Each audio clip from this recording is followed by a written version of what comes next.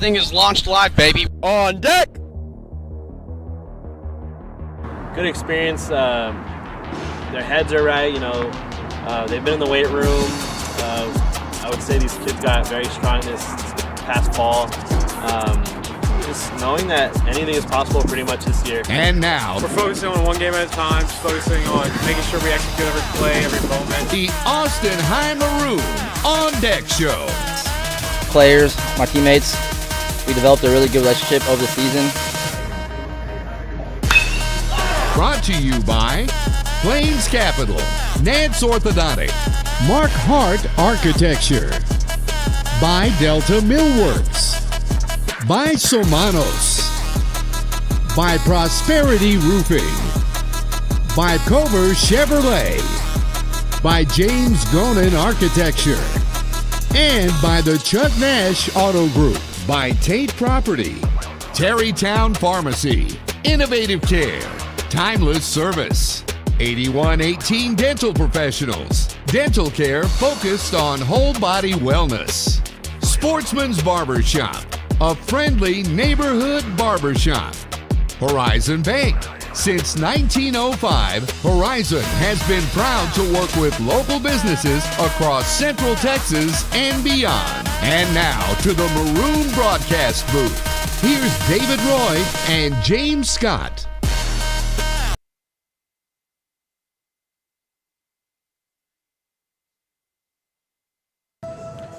Welcome in, everyone, ladies and gentlemen, Maroon fans and faithful, here to Burger Field. David Roy, James Scott here in the broadcast booth with you as always, and we are set for Game 2 of this two-game series between the Maroons and the Bulldogs of Bowie. Bowie took Game 1 earlier this week on Tuesday night in a 6-1 final. In front of Executive Athletic Director of Austin ISD, Dr. Jason Glenn. And the Maroons will look to avenge that loss here tonight in a must-win game. With a win on Tuesday, Bowie takes a 1.5 game lead over the Maroons for that fourth and final playoff spot in the district. Maroons, to get that back, will need a win tonight, have to split the series with Bowie, and then you're going to have to steal one next week from Lake Travis. Yeah, no ifs, ands, or buts about it, David. We got to win 2 of the next 3 to have a chance of playing on. So you're right, Bowie's ahead by 1.5 games, but more importantly for them, they're ahead by 2 games in the win column. So they come into this game tonight at 5-6 in district, where the Maroons are 3-6.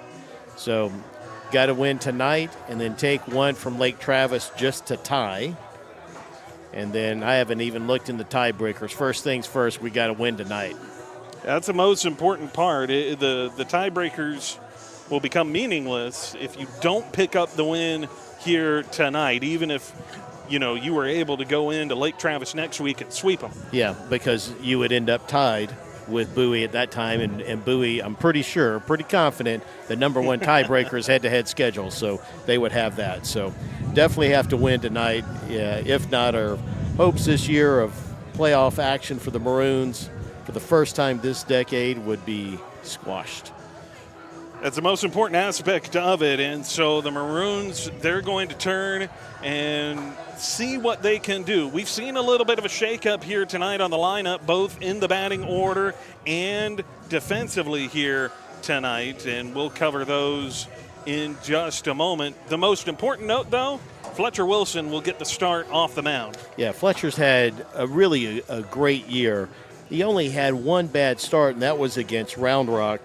If you take that away, he would have just a phenomenal ERA. As a matter of fact, it'd be 2.33 with a 0.94 whip. So the whip, of course, is walks and hits per innings pitched. That's basically saying that Fletcher allows 1 or less than 1 batter to reach base per inning. If you take out, again, the Round Rock game. In high school baseball, it's unlike, obviously professional baseball. You have 1 bad outing, it's going to skew your stats all over the place, and that's what happened with Fletcher. we've also, he's missed some time this year. We've really missed him, but look forward to having him back on the mound today and really a must-win game, must-win situation. Yeah, I mean, and it's a spot, it's so reminiscent to how it was last season, right? Austin High, similar situation, had to beat Bowie, and it came down, you still were in this situation, had to split, had to find a way to come up with a win. Well, they couldn't do it last season. They have an opportunity to right that wrong coming into this season. And for a lot of these guys, they're two sport athletes, right? I mean, some of these guys we saw in the fall on the football field. And guess what? It was the same situation then, too, that for the Maroons to make the playoffs, you had to beat Bowie. That's right, and that one came down to the last play of the game. And to your point, a lot of those guys that were on the field for that play are here on this field today. Right, and so you have a similar situation. They've been in that spot, and both sides, right? Bowie's going to have some of these two sport athletes out here tonight as well. So both teams, they've been in this spot. Different sport, but the same situation. Bowie's going to look to right that wrong from the fall. Austin High going to look to replicate it and right the wrong of Tuesday night and from last season. All of it comes down to this night and to this moment, and we're going to take it 1/2 inning at a time, but it's really going to be a constant measuring on both sides, knowing just how much is at stake here, because as we've talked about, this is it for Bowie. As far as their district games go, they don't get any more chances after this. That's right. Their regular season is done tonight. We still have one more week to play. Just the funky way the schedule works when you have 7 teams in your district. So, well, and you talk about next week, of course, should Austin High win tonight, Bowie will be great Lake Travis fans next week, as much as that might make them sick. But the other part of it is, going into next week, the other story from a district standpoint is the district championship slot is up for grabs next week in the Dripping Springs Westlake series, because those two teams will collide for that number 1 spot. Yeah, some great college or great high school baseball this time of year, especially in this district. And a lot of these guys are going to be playing in college next year. All of that comes to fruition, comes to a head here tonight on this diamond. The Maroons tonight in their maroon jerseys, gray pants. Bowie, they're wearing the all whites, but they break out the pinstripes for tonight in this showdown. The umps have arrived. They'll go through and get the lineups and everything from both coaches. So we'll take a quick break, pay a couple of bills. When we come back, we'll have the national anthem and the first pitch on the other side.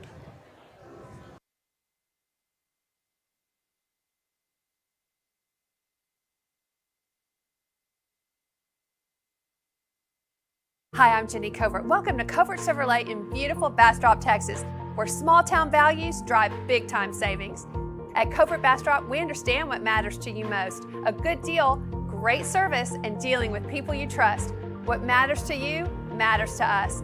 Rooted in family values since 1909, the Coverts have been serving Central Texas for 6 generations. We want to be your car dealer. Let us prove it. Covert Chevrolet, Highway 71 in Bastrop. Together, let's drive. Nance Orthodontics is committed to providing the highest quality orthodontics for the Austin community. Dr. Nance is a board-certified orthodontist and offers Invisalign and braces to create beautiful smiles. Our friendly team is passionate about creating beautiful, life-changing smiles for all ages with the latest technological advances. Patient comfort and happiness are our highest priority. Give us a call for your complimentary consultation today.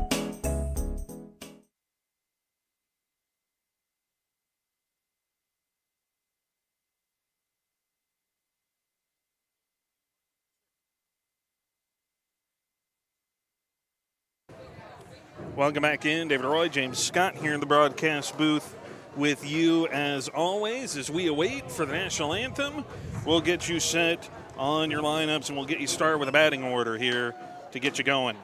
All right, leading off and playing center field, number 3, James Scott. Batting second and playing left field, number 7, Drew Anderson. Batting third and playing first base, number 1, Jaden Besa. Batting fourth and playing third base, number 2, Javier Godinez. Batting fifth And catching, number 21, Osby Contreras. Batting 6th and playing right field, number 11, Ty Deuce Schreiber. Batting 7th and playing second base, number 4, Dane Calvert.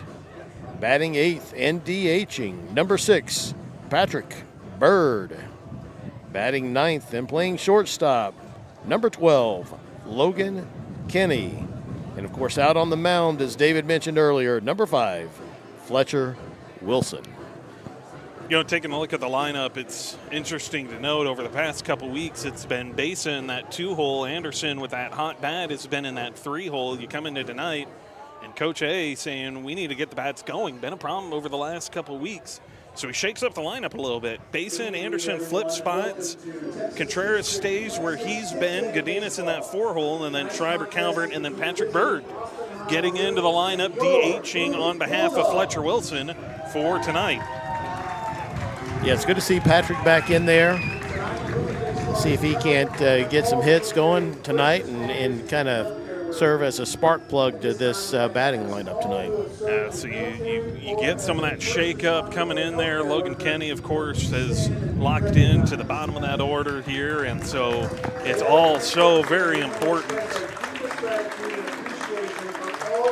Also got the color guard out here as part of this here tonight. Very fancy. And very nice. We have 4 umpires. That's right. It's been a while since I've seen a high school game with 4 umpires. We saw 3 on Tuesday night, and that's been a while, I feel like, since I've seen that many. I agreed. I agreed. Oh, they're breaking out all the stops, of course, coming into this. You've got so much at stake. You need as many eyes on it as you can get. And that's exactly what we've got going on here tonight.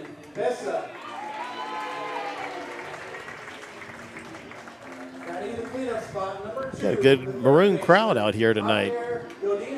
Second consecutive night, or consecutive game, I should say, that we've had a good crowd out here, good turnout.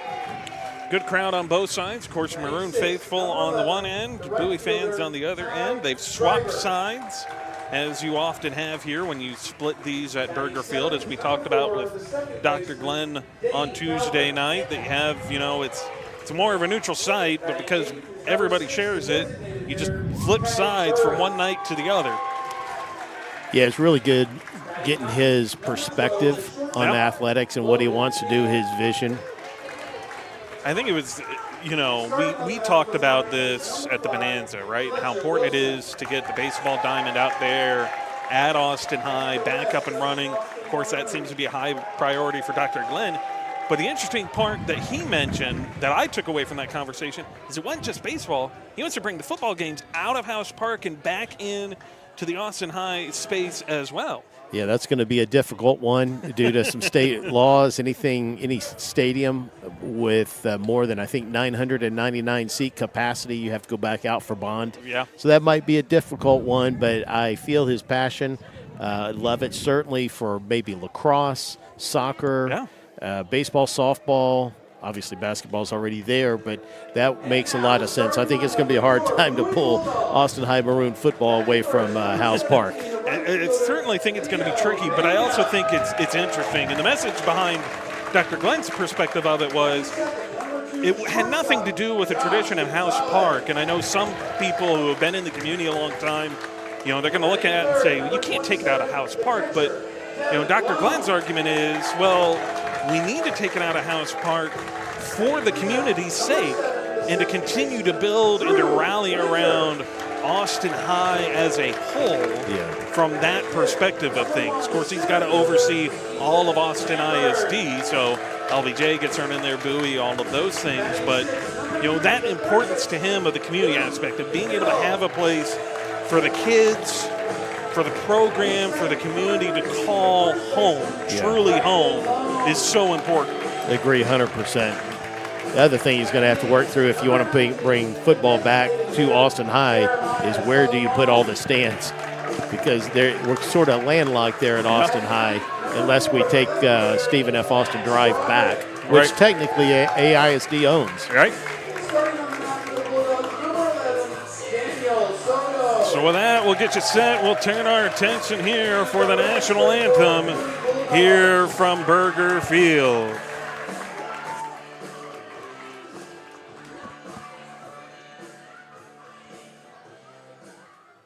Ladies and gentlemen, at this time, please rise and direct your attention to the field for the presentation of the colors for tonight's game. Presenting the colors, please welcome members of the Bowie High School Air Force Junior ROTC, Cadet Second Lieutenant Addison Fish, Cadet Staff Sergeant Ben Gamache, Cadet Second Lieutenant Raphael Grider, and Cadet Colonel Kayla Gibbon. Please remain standing until the colors have been retired, following the singing of our national anthem, which will be performed tonight by Bowie freshman Colton MacArthur.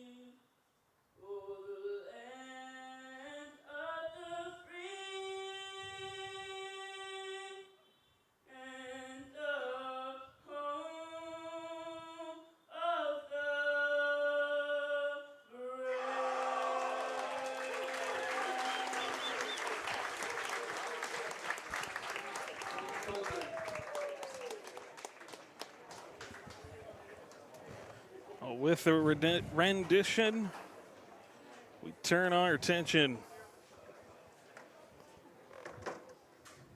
to center field, to the mound.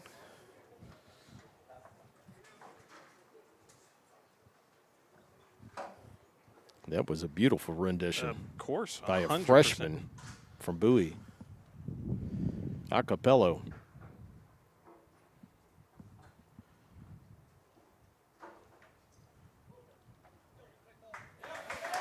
Give them their props.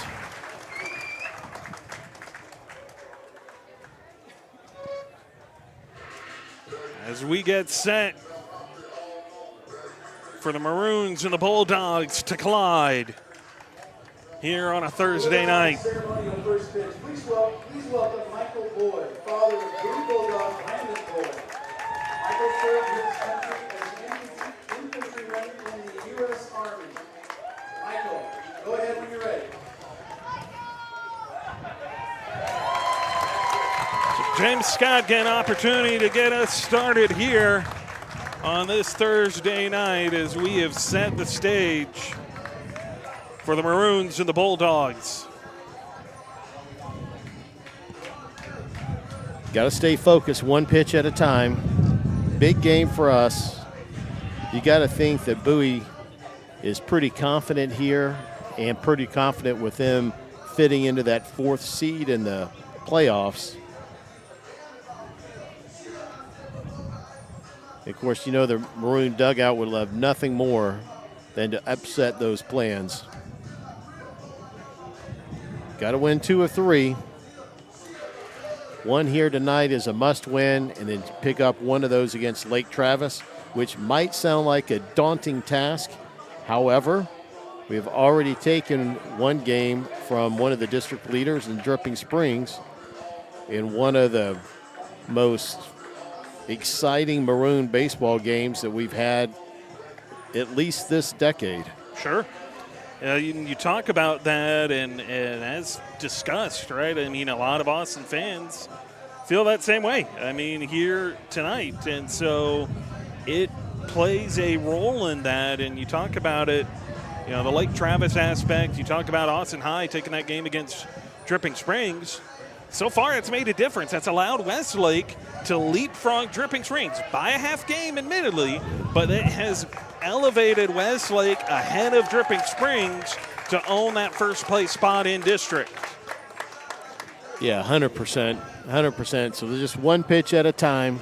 Got to get our top guys on base. And, of course, James Scott leading us off. Leads the team in games played with 22, now 23. Plate appearances with 78. At-bats at 65. Batting average at 385. Also hits and runs scored. Hits with 25.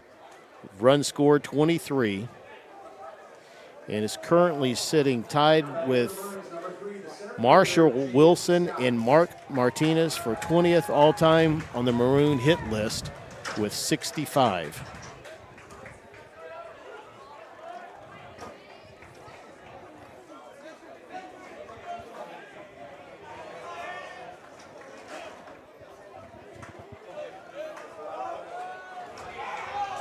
He'll get you started here tonight.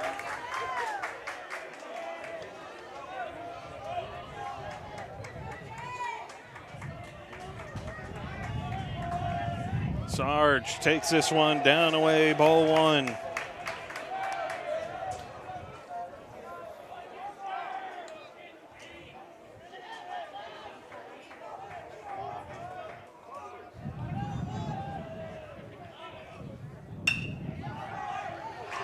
Drills this one.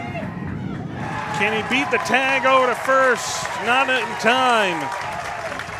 And that's one away. Grounds over down the line to first. And in the foot race, Sarge cannot beat the diving effort.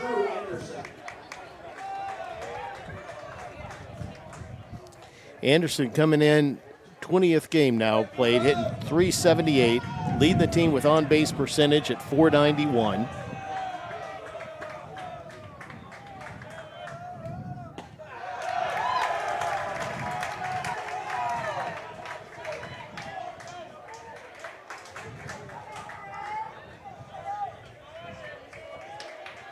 Takes strike one here. This one, slider away.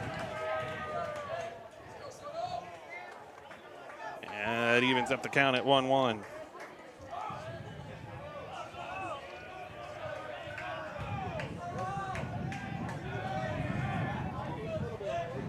So the 1-1, Anderson. That one spins off the bat over to second, and that's two down.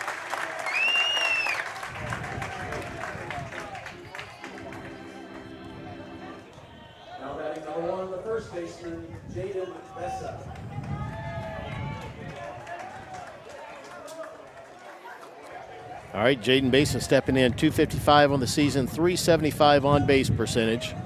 This is his 21st game. Driven in 9 and scored 6.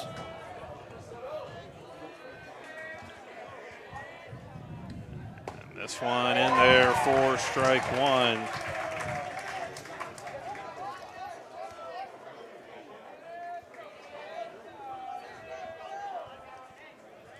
Sits Basin down 0-1 in the count. Wind up, check swing, and he did not come around. And that's the big difference there, having 4 umpires. You got somebody actually over there in position to make that call, and a great no call. A good job by the umpire behind the plate. You know, looks down that line to third, knowing that he's got that set of eyes out there. Defers to him as Basin gets got on the 1-1 pitch, and that sits him down 1-2 in the count.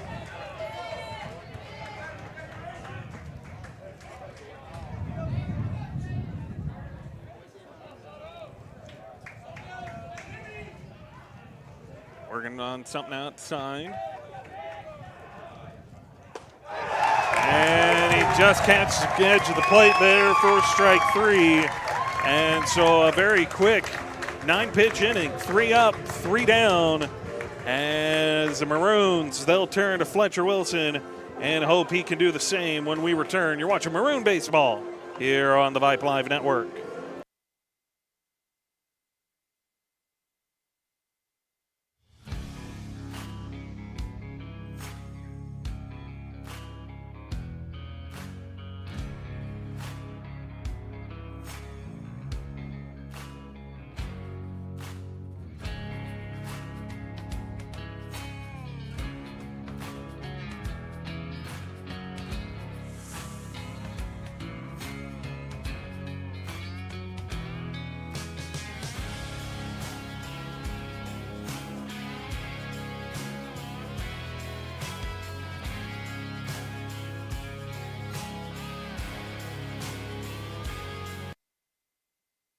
Ready to turn your vision of the perfect space into reality? James Gonin knows that great design is where it all begins. With a passion for creativity and years of experience in both residential and commercial architecture, James knows how to bring your ideas to life. Whether it's your dream home or the next big commercial project, like the new baseball field for Austin High, James Gonin will make your architectural dreams a reality. More info at jamesgonin.com.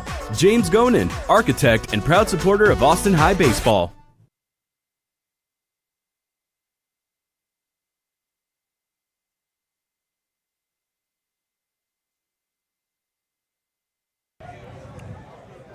Welcome back in. David Roy, James Scott here in the broadcast booth as the Maroons, they're set, ready to go off the mound here and go back to work.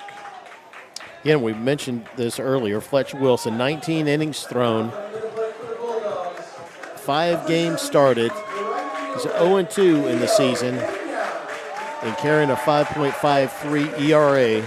But as we mentioned in the pregame show, most of that is in one game against Round Rock. You take that one out, and he has had stellar stats, and we have missed him dearly when he's been out with injury. I'll look to go back to work here. Wilson from the windup and fires in there for strike 1.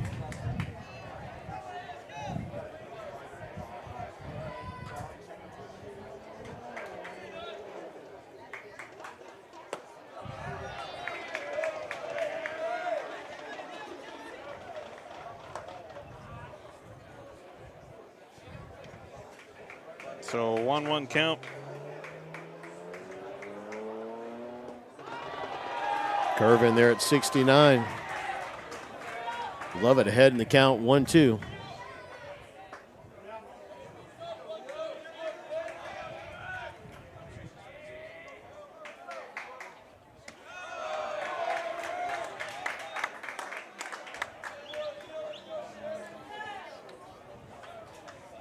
And now 2-2 count.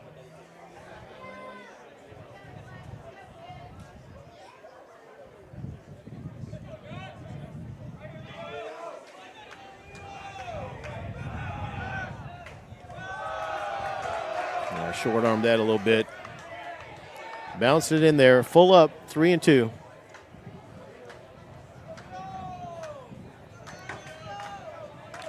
Payoff pitch on the way here to Fletcher Wilson. That's down in there, ball 4, puts the runner on. Now batting number 2, the shortstop, Josh Gonzalez. All right, let's turn 2. The book on Bowie is they're not swinging the bats very well overall this year. They manufacture runs. Godinez in on the grass looking for a bunt. Short here, and Fletcher Wilson misses wide. Ball 1.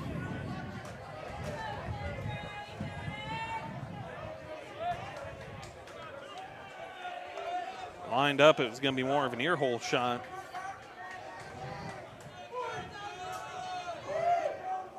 Bunt again. We'll see if he pulls back. Nope. Push bunt down the line at first. Wilson scoops it, flips a glove. That's in time, gets one out. Got the job done, but that was sure ugly. Good job of Fletcher getting off the mound. He and Besa were both going for it. Besa got a late break because I think that he was thinking maybe Fletcher was in no man's land, which he was, but Fletcher showed some good quickness in breaking off that mound and getting the out. That's an important job, thing. too, by Besa, knowing he's not in position, so he has to duck down for Calvert, who comes over and covers a bag and does a nice job of that in his own right. So one away. Wilson fires and gets a big swing, strike one.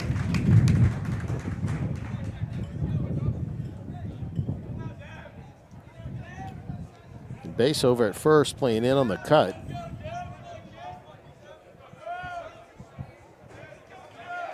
Hard to imagine he'd bunt him again here. That's inside. But I said that with the bases loaded and one out on Tuesday, and he did. It was a suicide squeeze, which, my gosh. You're a pop-up bunt away from being out of that inning with 2 runners in scoring position, but it worked for them. Element of surprise, I guess. Wilson fires. That skips off of the padding, it looked like, of Osby Contreras. And that gives up a crucial 90 feet by the Maroon defense. Yeah, that's big 90 feet right there. Now a fly ball could potentially score Pena, who's at third. Infield is in also. Play at the plate as it stands. Be great to have a strikeout or a pop-up here. Wilson fires. It's in the dirt, ball 3.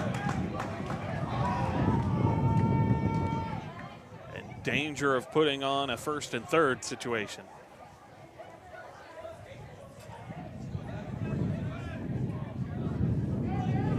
Wilson fires. That's upstairs, and that's exactly what he does. Ball 4 creates a walk, and now you've got runners at the corners here for the Maroons.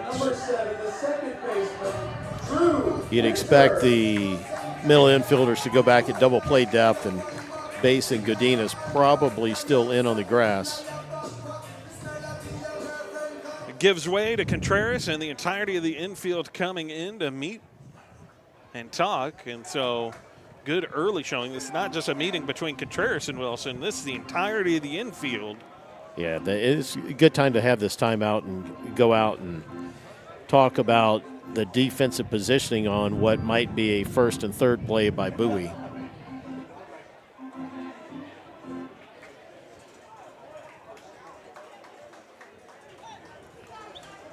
So, meeting is over. We have a courtesy runner at first.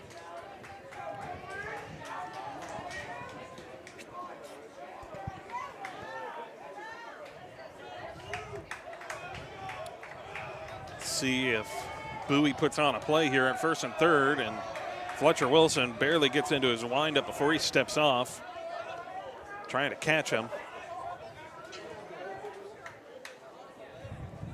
Wilson fires, runner on the way, and some defensive indifference to give up the 90 feet, strike one. Infield's going to come back in, all 4 of them. And on the grass, got to be careful. I'm pulling one. You see the coach directing, just put one up over their heads. This is Bowie's cleanup hitter, Winters.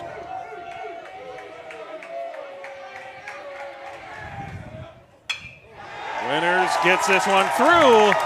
With the infield in, not enough time to react, and Kenny cannot get to it in time. It's a base hit, scores 2, and Bowie jumps out in front. You hit the nail on the head there, David Roy. The difference in that being a single and an out is the fact that the infield was in. If Logan Kenny's back at normal depth, he makes that play all day long. But, of course, big game, you got to cut off the run, so you just roll the dice there, and it did come up for us in that role. Wilson fires that outside. Ball one here. 1-0 count.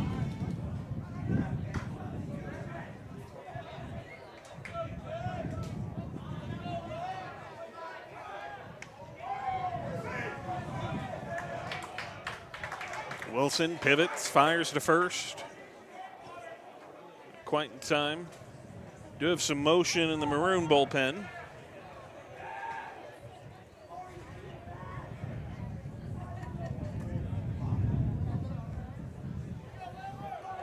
Runner on the move. Contreras tries.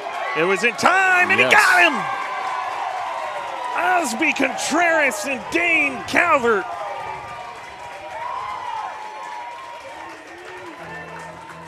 Boy, everything happened slow on that one until the tag. Tag was elite. Got a big jump on Fletcher. Good job of Contreras getting rid of the ball.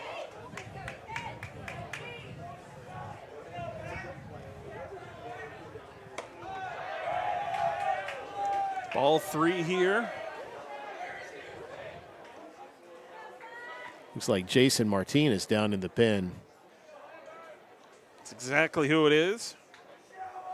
As Wilson fires, and that's ball four. And it's another walk for him on the evening.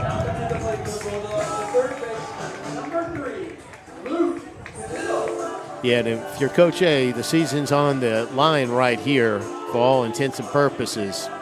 So you can't have a very long leash with Fletcher. If he feels like he doesn't have it today, he can go ahead and make a move.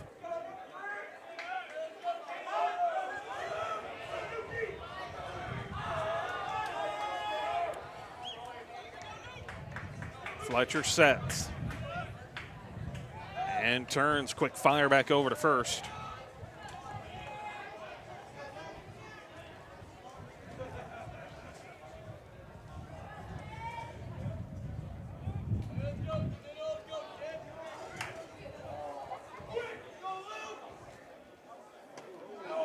And the pitch too far inside, ball one.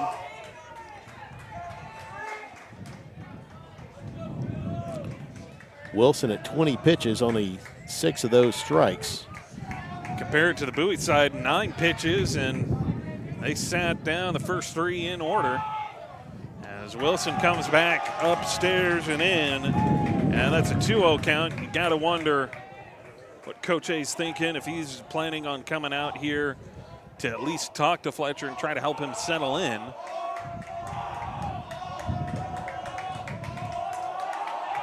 Because as you mentioned, can't imagine that there's a very long leash.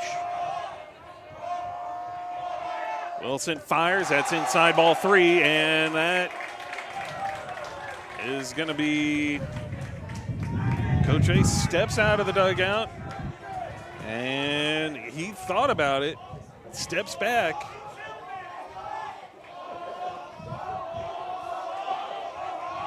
Wilson fires. That's in there, ball 4, and that's going to give rise to Coach A coming out and having a meeting at the mound.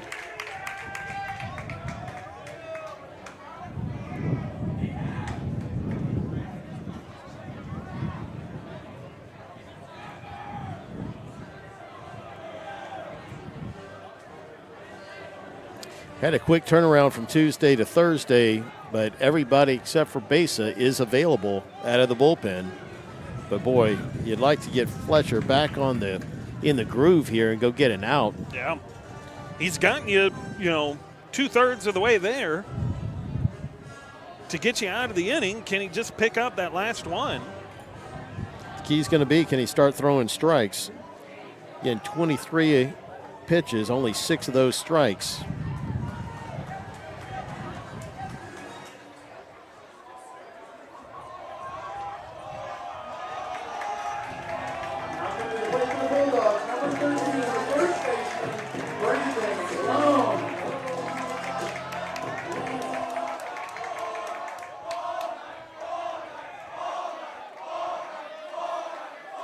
Wilson fires. And ball 1 again. So Bowie is copying the Aggie chant of ball 5. So you got about, I don't know, 40 guys over there doing that. And he'll fire that in there for strike 1. Again, for those that want to actually play college baseball, this is a good experience. Much smaller. If you go play in college, you're going to have a much bigger crowd than this. So might as well get used to it.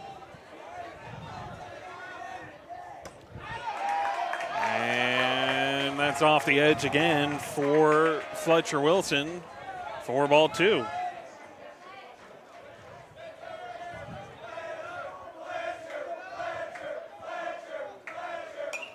And this gets fouled off for strike 2. So Fletcher Wilson battling away.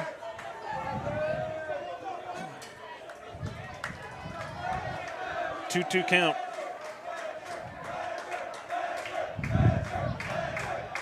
Wilson fires. That one's popped up over his head. Calvert missed it on the backhand. The throw to the plate is in time. Out number 3. Dane Calvert with the recovery. Heck of a tag by Osby Contreras with the guy barreling down on him. And like you said, great job by Dane Calvert making a good, accurate throw there to get that out and save that run. That was huge. He couldn't field it cleanly in time to make the tag at second, but heads up by Calvert. Some players might have eaten that and let the runner score. Calvert looks up, sees the runner not even a third of the way down the line, and fires it in there for Contreras to make the easy tag. And just like that, the Maroons give up 2, but they get out of danger of giving up any more. And so Bowie takes a 2-0 lead into the top of the second when we come back. The 4, 5, and 6 hitters for the Maroons, they're on the way. You're watching Maroon Baseball here on the Vipe Live Network.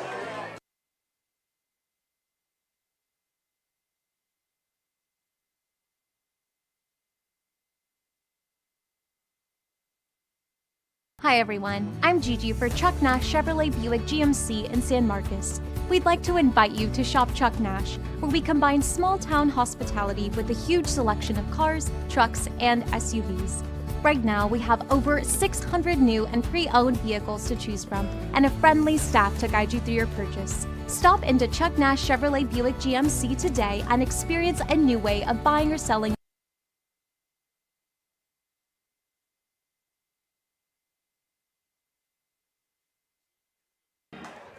Welcome back in. David Roy, James Scott here in the broadcast booth. Some Maroon alumni stopping by. We've got Javi Godinez up, hitting .263 on the season with a .382 on base percentage. Leads the team with 4 triples.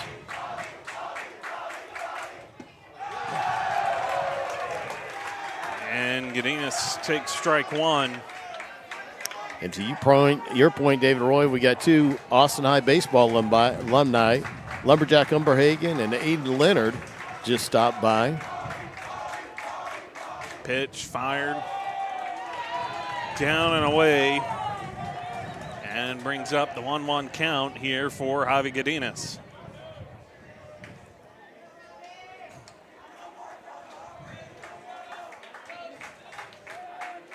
Wind up. And Godinez had to duck underneath that one. 2-1 now the count.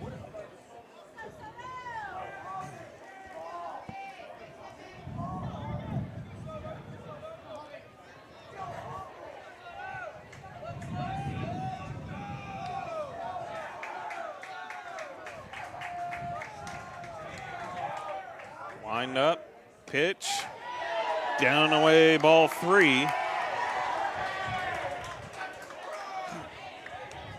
So a 3-1 count.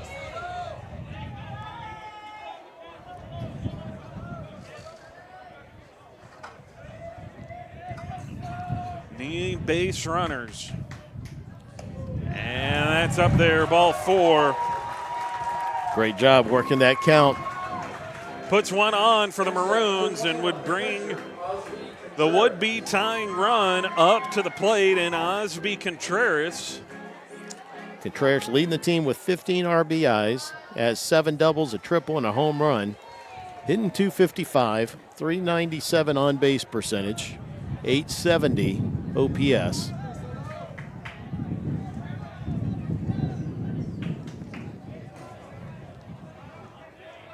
Infield at double play depth. Third base pinching in on the grass.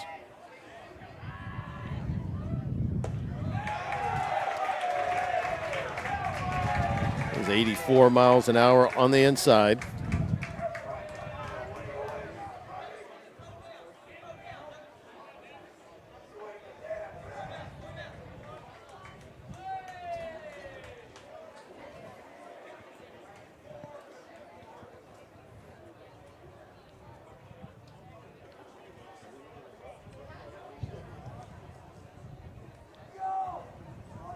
So Lone going out to the mound to talk to Soto.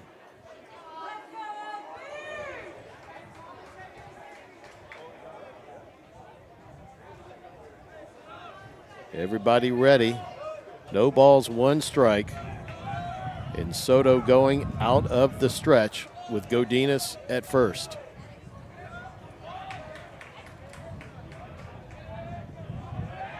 Throw back, safe at first.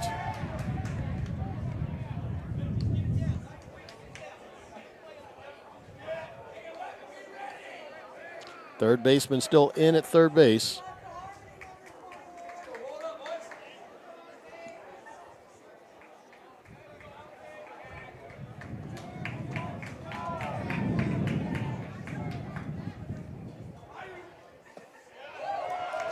It's down low, 1-1 on the count.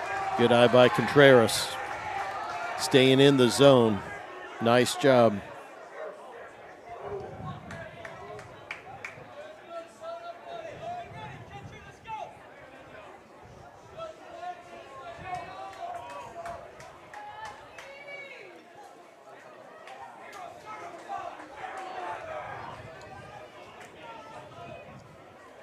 Bowie leading 2-0. Scoring 2 in the bottom of the first. Here in the top of the second, the Maroons looking to get through. That one's going to be an error on the throw, and it's going to allow Javi Godinez to advance some 90 feet here to second. Big 90 feet puts him in scoring position. 1-1 count. Be interested to see if Coach A maybe doesn't bunt here.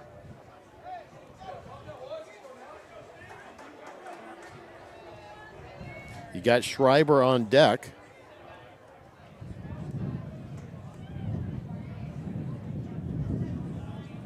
Or you could just let your leading RBI man swing away. So far, it seems to be that's the case. Did not give any kind of signal or sign. So all eyes here on Contreras. He's going to lift this one. Right field, trying to get there. He got it. Godinez played that wrong off the crack of the bat. He was going to take off and run. He needed to get back to the bag quicker, tag up. That could have been that easy 90 feet. The difference there is if Schreiber hits a home run and Javi plays that ball right and he's at third, the fly ball most likely scores Godinez. We've had a lot of challenges this year for the Maroons on the basics of base running.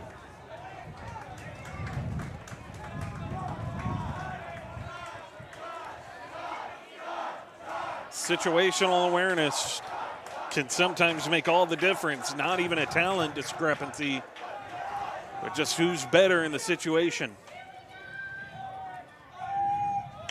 Schreiber lays down a bunt, pushes it back over to the mound. Godinez on the move. So sack bunt puts Javi Godinez 90 feet away and brings up Dane Calvert. I'm not sure why you sack bunt there. Maybe what he was thinking was to put it down for a hit. You've got 2 outs, so that takes off the sack fly. In a ground ball, you're out at first. So if that was called for a sack, I guess maybe we're hoping for a wild pitch or pass ball. Well,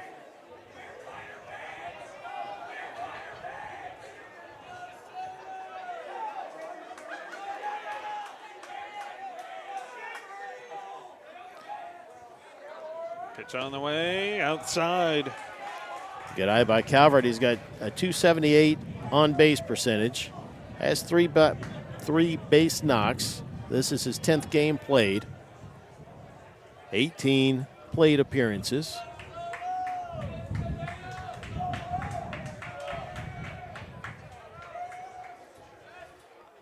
Swung, fired, swung on and missed by Dane Calvert.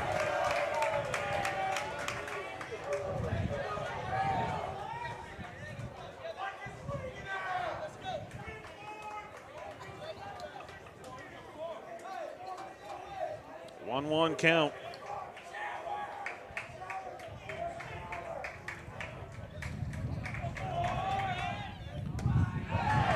It's in there for strike two. There's 85-84 on the corner.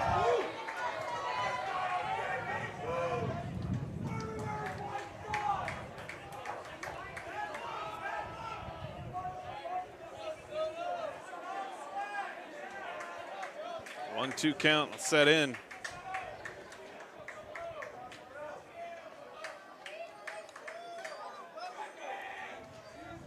Wind up, pitch. Check swing from Calvert. 73-mile-an-hour curveball in the dirt. Good job by Dane to stay off of that one. 2-2 count.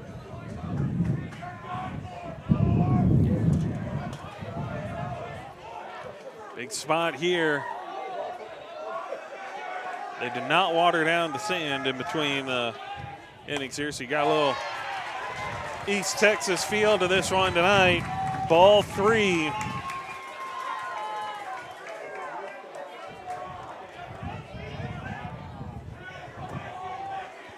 And a 3-2 count.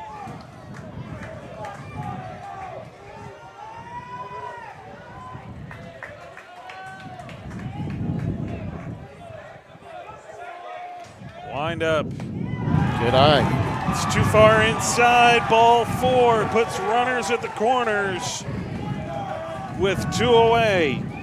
Patrick Bird, 10th game, 22 plate appearances, hitting .263 with a .318 on base percentage. He's got a double, 5 RBI, 3 runs scored.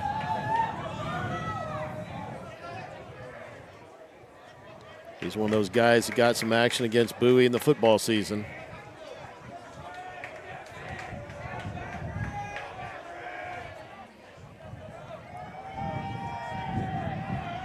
This pitch working away. Yeah, 85 on the corner, got the call. Big hole over there on the right-hand side. You got Lone holding on. Calvert.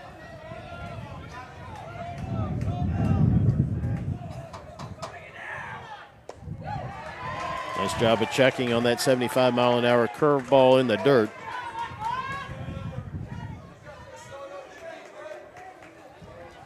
Went down and away.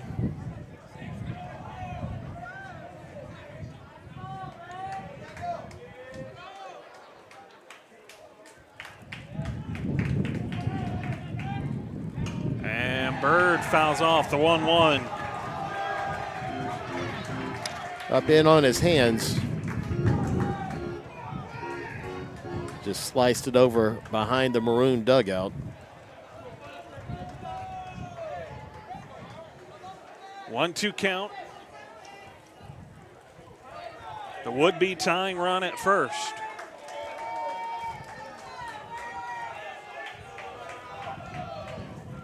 Bird calls for time.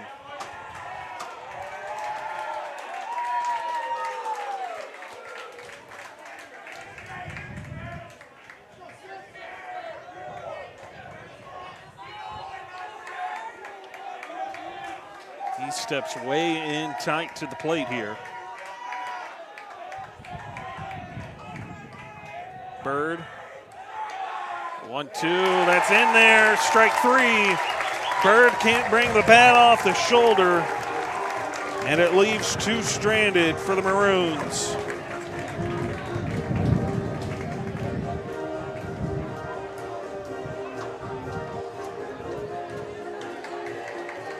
stuck that one in there. And so Bowie holds on to a 2-0 lead, two stranded as we turn to the bottom of the second. Fletcher Wilson goes back to work when we return. You're watching Maroon Baseball here on the Vibe Live Network.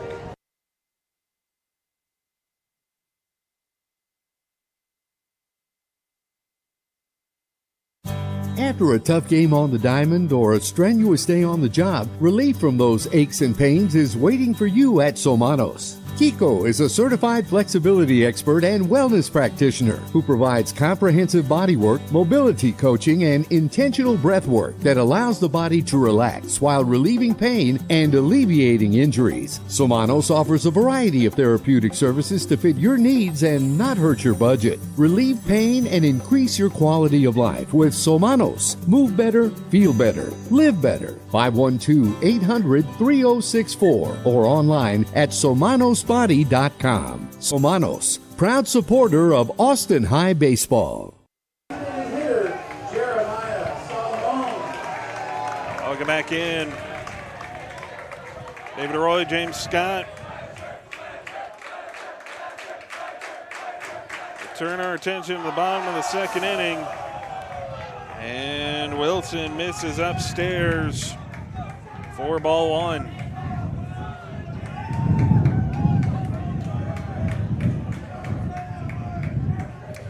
Can't tell that the Bowie faithful want that fourth and final playoff spot, as a wild pitch there from Wilson goes for ball 2 and it rolls. Yeah, I think that was a foul tip. Did he foul it off? Okay. Yeah. So 1-1 count. I didn't even hear the contact. And that one catches him on the hip.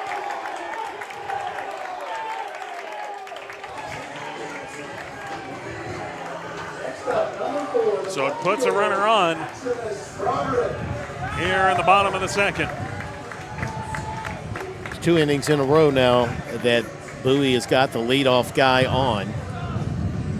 First inning, Pena came around and scored. He's on deck now. This is Broderick.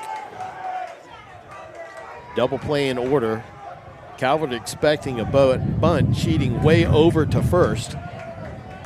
And he does square and takes. Ball 1.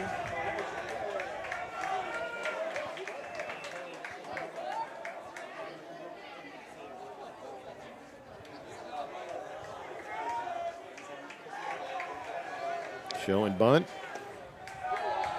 And throw back to first. Very quickly there from Contreras. A 2-0 count.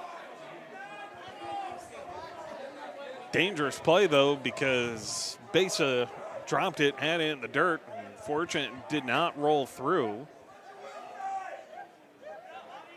Showing bunt again. They lay it down. Wilson right there. Flips it over to Calvert. That's one, and Calvert came up ready to throw. Takes us back to the top of the order with Pena, who walked and scored.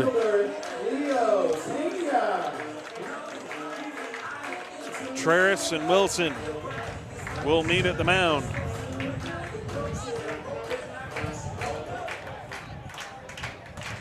Really important to work ahead in this hitter here.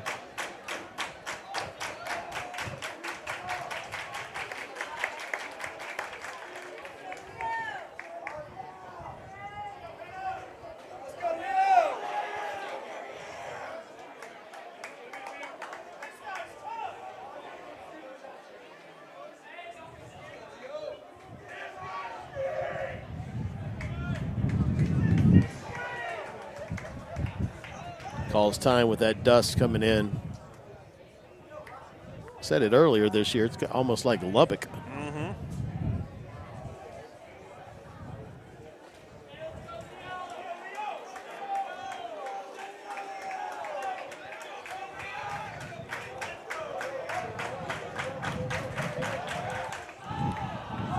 Wilson throws back over to second. The pickoff attempt not quite in time.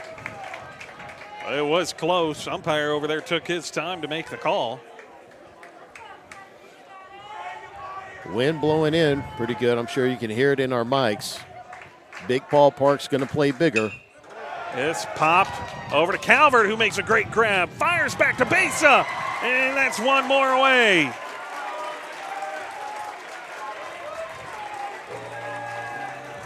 First base coach is saying Besa's foot was off the bag, but he's not going to win that argument. Batting the shortstop, number 2, Josh Gonzalez. Does put the leadoff hitter from the bottom of the inning 90 feet away from scoring, though. Crucial out here for Wilson and the Maroons. Wilson winds up, fires. Here comes the runner. That ball is a pass ball, popped right out of Contreras' mitt. That's a tough one to give up.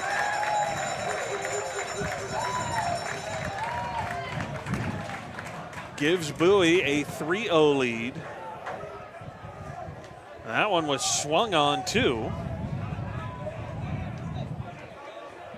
It was. They have a ball up there on the screen. It looked like they swung on that to me. We'll rewind our own feed back here to double check. But it sure looked like he swung. Here, there was a check swing and he didn't get the call. Either way, they've got a 1-0 count.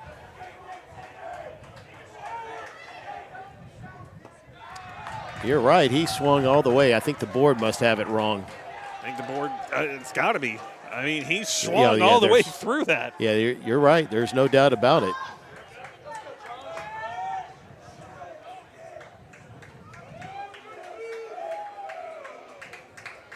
Wilson fires. That's upstairs. Over the head of the umpire, even and into the back padding here. I'd like to see what the umpire has as the count. I think it would be 2-1 now. So he called the second one a ball? He's called the second pitch a ball. Okay. And so that third pitch being ball 2. And now time taken here from the Bowie side.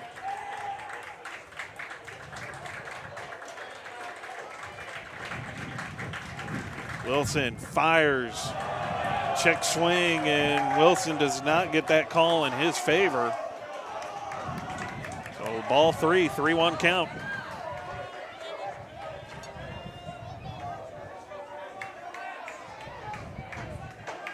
Fletcher coming up on pitch 40 right here. A wind up, fires. That's in there for strike 2.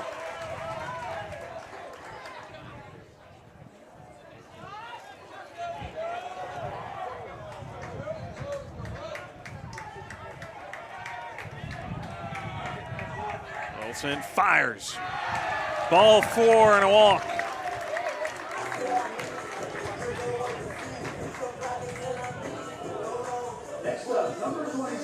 If you're looking ahead to the Maroon top of the third, you've got Kenny, Scott, and Anderson up. Would certainly like to get Lone out here and get our bats going with our top of the lineup. Big deficit to make up, down 3.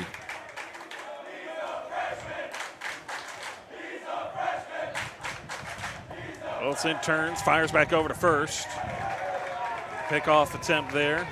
Not quite in time, but it does keep him tighter to the bag now.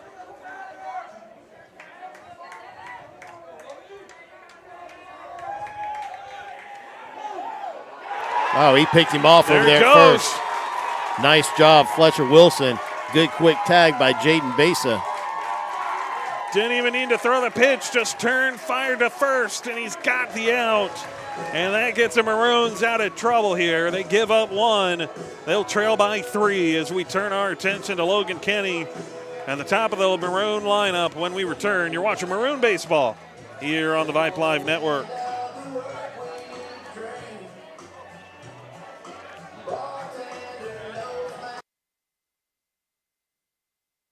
My missing teeth were in the front. I fell off a roof, messed up my teeth. I would be talking and my tooth would just fall out. That's when I turned to 8118 Dental Professionals. When I first came in, it was so welcoming. I just felt a connection, felt like family. It is worth every penny because you get that peace of mind that everything is okay. I can't stop smiling. Why wait? From implants to full mouth restoration. Go to 8118dentalimplants.com to see how we can help you smile again.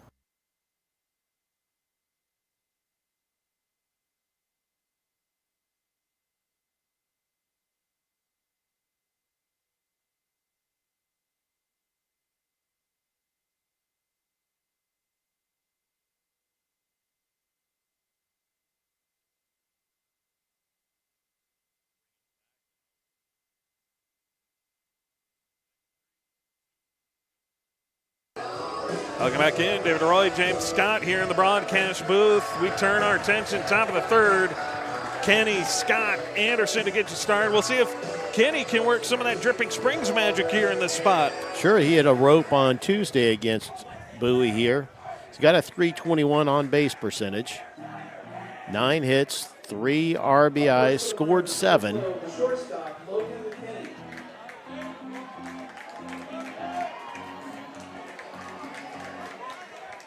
Key here, we just need some base runners.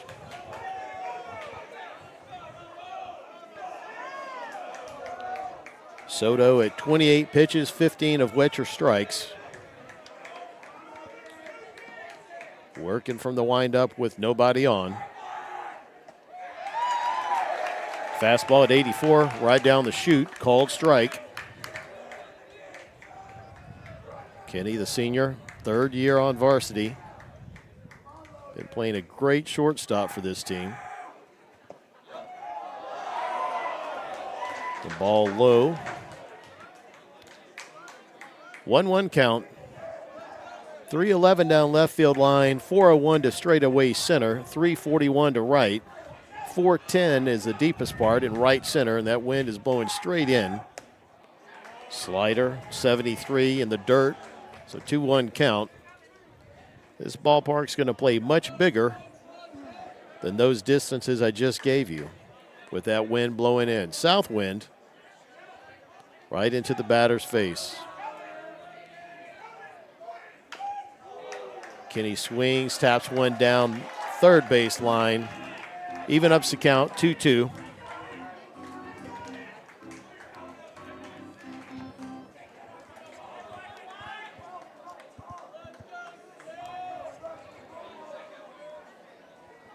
Infield back, especially on the right side.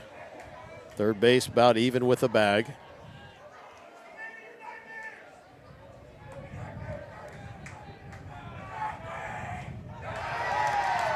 Called strike at 82, right on the corner.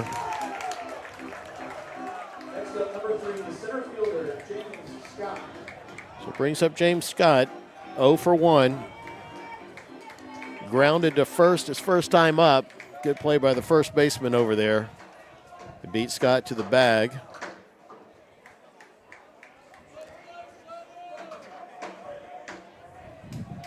Third baseman in on the grass.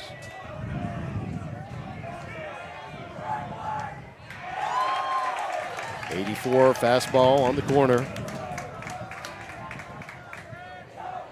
They want to think about bunting over on the right-hand side with that infield back and his speed.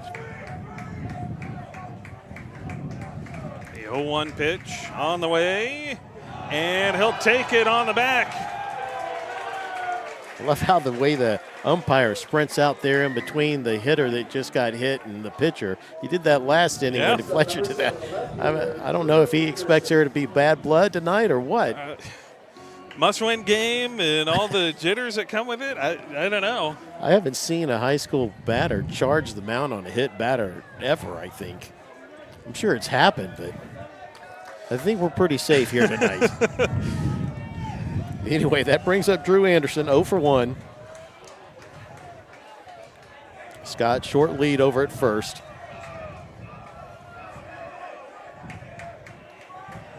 Pitch on the way. Anderson pops this one towards the Maroon dugout, first base, giving chase.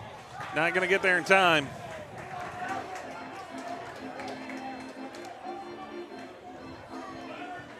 And they got the organ and everything going here in stadium here. They do. They do. I'm not quite sure their guy understands that he's supposed to be doing that when they're hitting, but that's okay. We'll take it. It's to our benefit, I guess. You know? That's true. Shh, the secret's safe. I mean. Yeah. I love the enthusiasm, though. There you go. Short lead by Scott. Base on deck. Anderson standing in here, down 0-1 in the count. Pitch on the way. Anderson swings, misses. Scott on the move. Saying a foul tip. It's foul, okay. Short lead. Scott went anyway. Slid into second, so he kicked up another dust cloud that wafts its way into the Maroon dugout. Between that head first slide there and the head first dive into first in the first at bat, his mom was going to have a field day cleaning that uniform. Coach A, I guess, wanting to come back out and say, no, say that he swung and missed to give us back our 90 feet.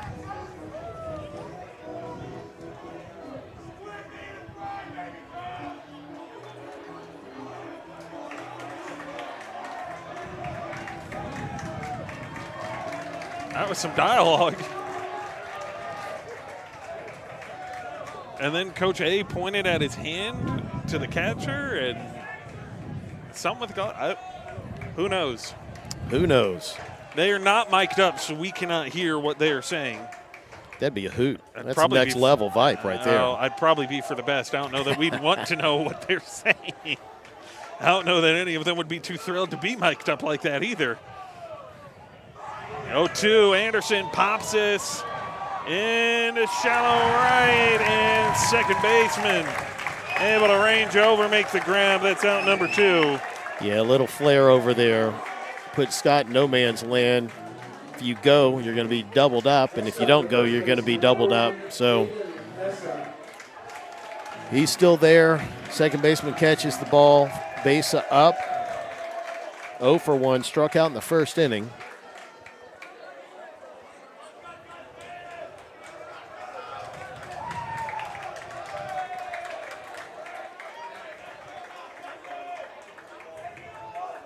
Bigger lead by Scott.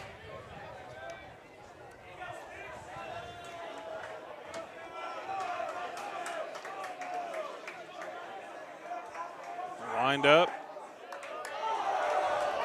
Down low, ball 1 here for Jaden Besa.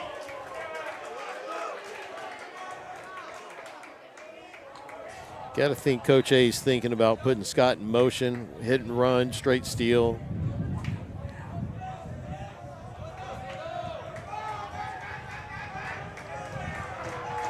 Trying to create something. 1-0, Besa fouls it away.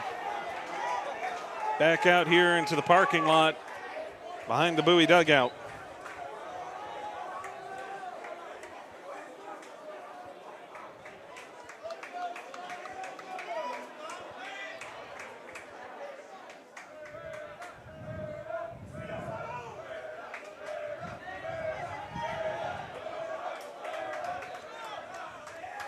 Besa calls time.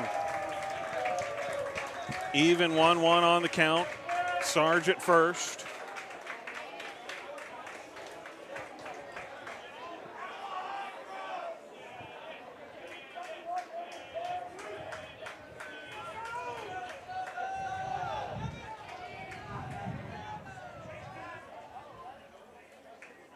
On 1, fired, fouled off by Besa. Puts him down 1-2 in the count. You know, with Besa down 2 strikes, you wonder if Coach A would send Scott.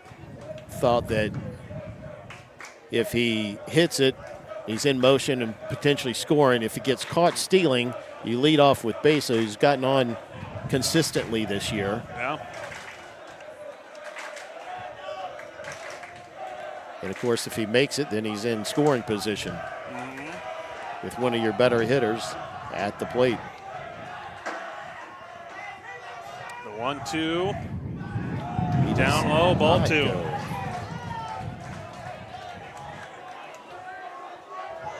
Hasn't sent Scott. 2-2 count. Coach A showing a lot of faith in Besa. And perhaps even more so in Godinez coming in behind.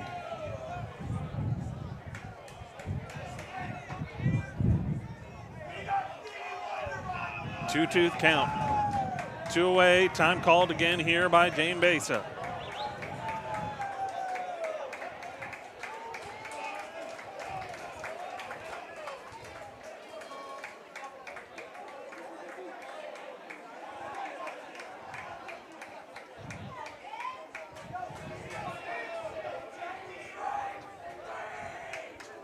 Two, Sarge on the move, swing and a miss from Besa. Retires aside. Leaves one stranded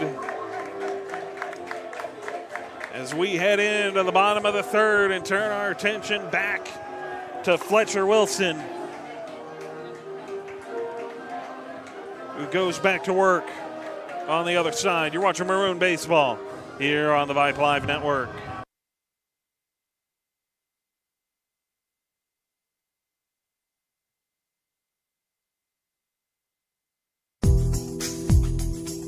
At Horizon Bank, we're from here. With over 100 years of experience serving Central Texas customers and headquartered right here in downtown Austin, we're proud to support our community and the athletes who keep it strong. Stop by any of our Austin and Central Texas locations and see how we can help you meet your goals. We'd love to meet you. Or you can visit us on the web at horizonbank.com.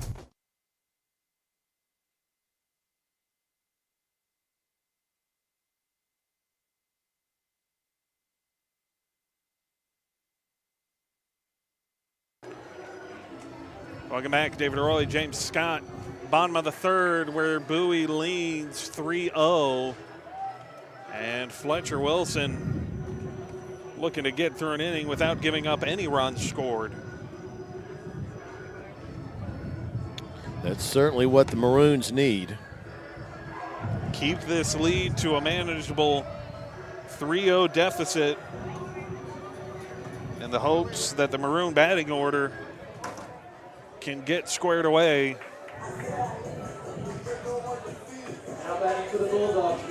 Sooner rather than later.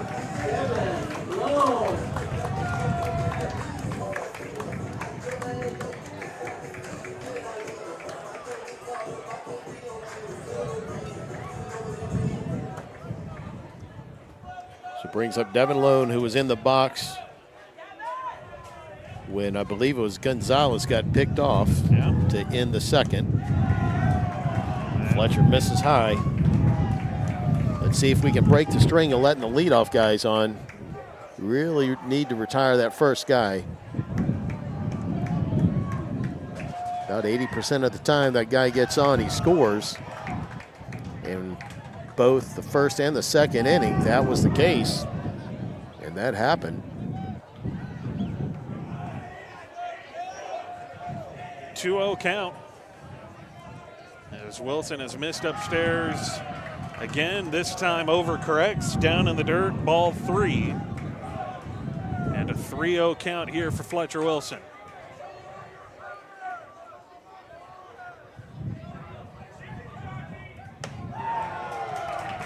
Ball 4 and a walk. Next up, number 7, the second baseman, Drew Winters. That's Wilson's 6th walk of the night. Coach A looked to Martinez out in the bullpen and gave him a nod. We'll see if there's any movement beyond that as he retakes his seat at the dugout.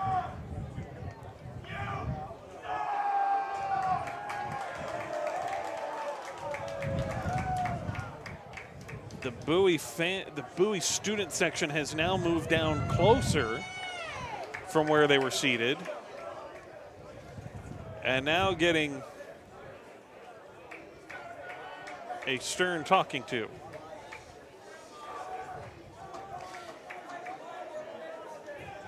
They were a little spirited on Tuesday as well. There's not very many of them, but they're boisterous. Got to give it to them. They care enough to be here. Yeah. But a lot of their chants and cheers were stolen from A&M, so I guess that would be their number one school that they wish to go to in college. One guy's getting removed. I think the guy who said disparaging Fletcher. And now you have the student section jeering about that. The antics that go on at the ballpark on a Thursday night. Again, you got to remember, if these guys had any talent, they'd actually be on the field themselves. So if you're the Maroons and these guys are bothering you, it's like they can't even play the game. Obviously, they're in the stands. They're not even on the team. Yeah. I can't imagine any of them are the JV squad that stuck around in any capacity. No, and again, if they are on the JV squad and they were any good, they would be on the varsity. That's exactly right. So I guess A&M is their school of choice, so I guess they're a bunch of fake Aggies right now. All their chants are straight from the A&M playbook. Parents must have season tickets. Some.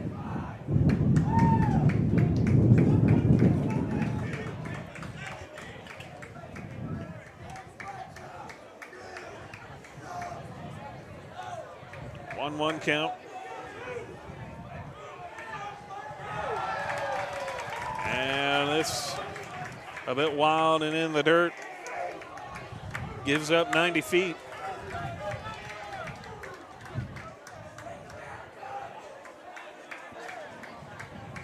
And now time called by your third base coach here for Bowie. Runner in scoring position. And a 2-1 count. I heard a rumor that the Bowie principal actually sent Dr. Bedford and Coach Cecil an email complaining about our student section on Tuesday, which I think they were mistaken for their own. Yeah. Because their coach actually had to go talk to their 15 guys that were in the stands. Very similar tonight. Another guy just got kicked out. So I guess the fake Aggies are at it.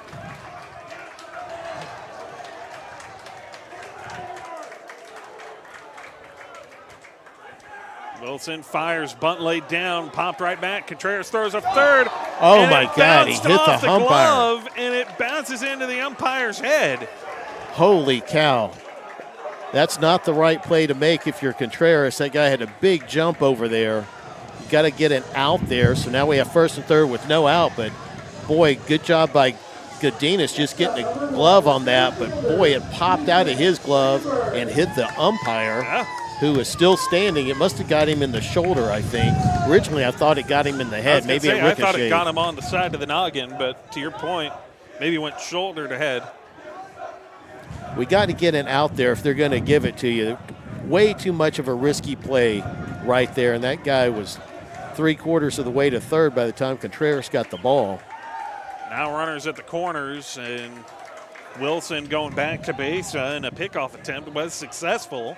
And the bottom of the second got you out of the inning. Now trying to do it again to pick up his first out here in the bottom of the third.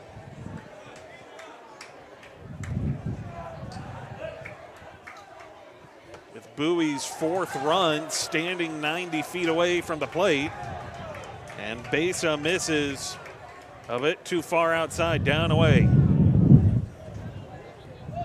1-0 count.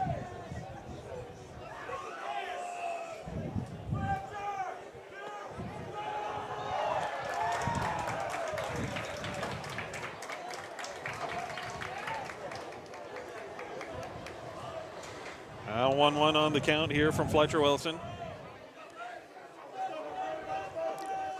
Calvert in at second, but Kenny back at short. Interesting defense.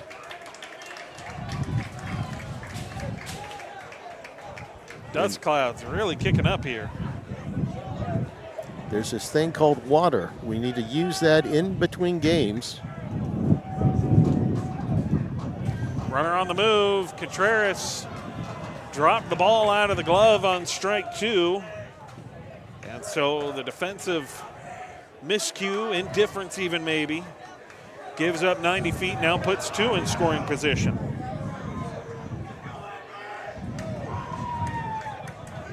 Now everybody in on the infield.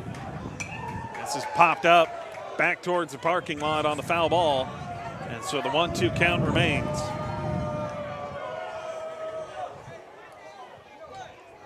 I actually enjoy the passion of the fake Aggies. Yeah, there you go. I mean, at least they're here. Yeah. And at least they're cheering.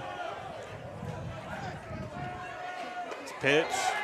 Fired in there for strike 3. Out number 1. It's entertaining for us at least because it's a sideshow to the game on the diamond right now. Well, again, I mean, you need some passion at these high school games. Now we got the law enforcement over there. Oh, my. I can't hear everything that they're saying. Thank God I have headphones on. Now we're having a meeting in the diamond between umpires. So now what's this about?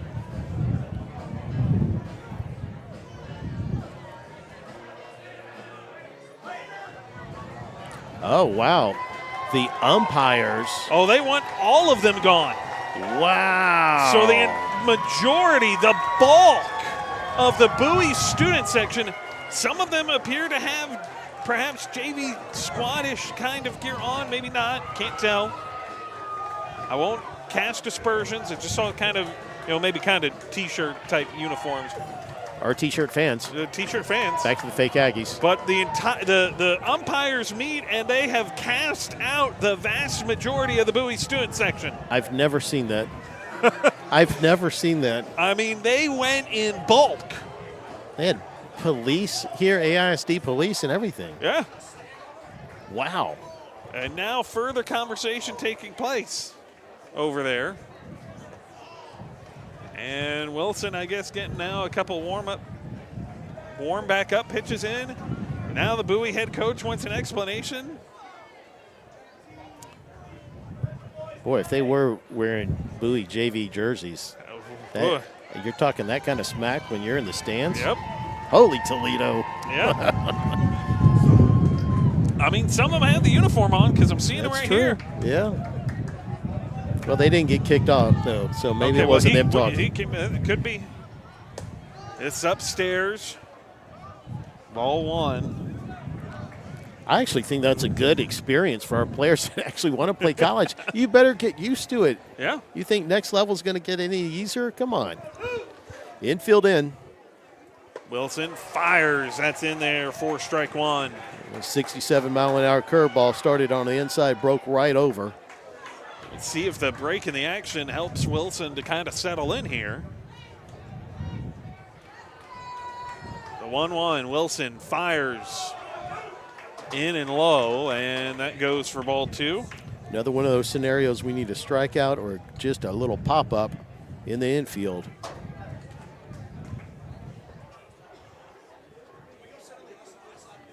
So 2-1 count. Wilson delivers. This is lifted. Out to left field. Anderson tracking it down. Get him, Drew. Snags it.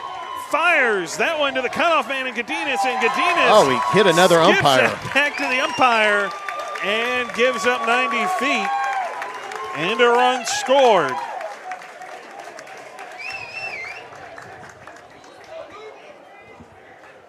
So the lead now for Bowie increases to 4-0. And a runner again 90 feet away.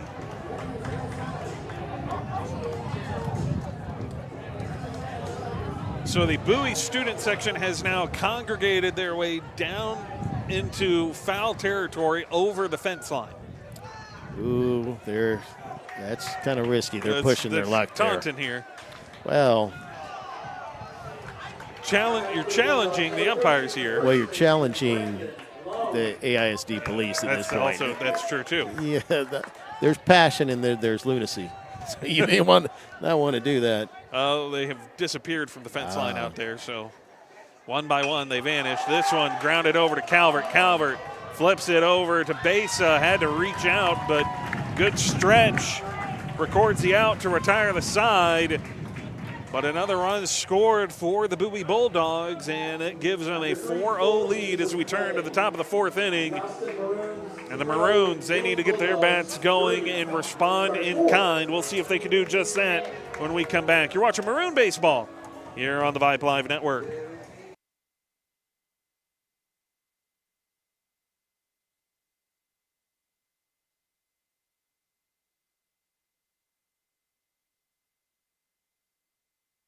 Hi, I'm Jenny Covert. Welcome to Covert Chevrolet in beautiful Bastrop, Texas, where small town values drive big time savings. At Covert Bastrop, we understand what matters to you most. A good deal, great service, and dealing with people you trust. What matters to you matters to us. Rooted in family values since 1909, the Coverts have been serving Central Texas for 6 generations. We want to be your car dealer. Let us prove it. Covert Chevrolet, Highway 71 in Bastrop. Together, let's drive. CovertBastrop.com. Hi, I'm Jenny Covert. Welcome to Covert Chevrolet in beautiful Bastrop, Texas, where small town values drive big time savings. At Covert Bastrop, we understand what matters to you most. A good deal, great service, and dealing with people you trust. What matters to you matters to us. Rooted in family values since 1909, the Coverts have been serving Central Texas for 6 generations. We want to be your car dealer. Let us prove it. Covert Chevrolet, Highway 71 in Bastrop. Together, let's drive. CovertBastrop.com.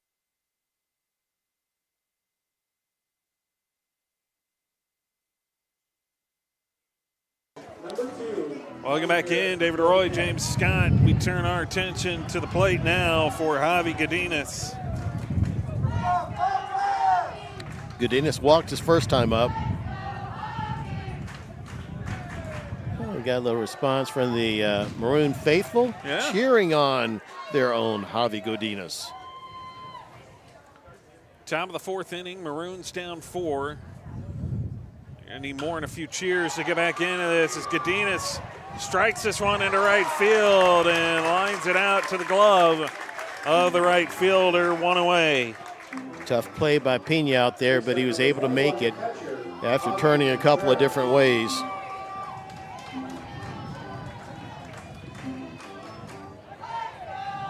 Contreras up. 0 for 1.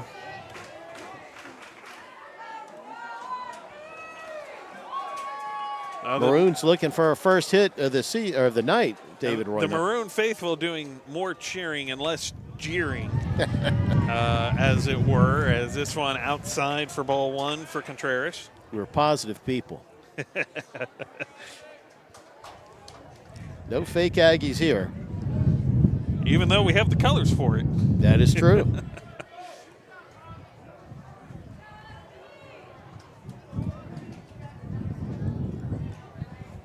So 1-0 count.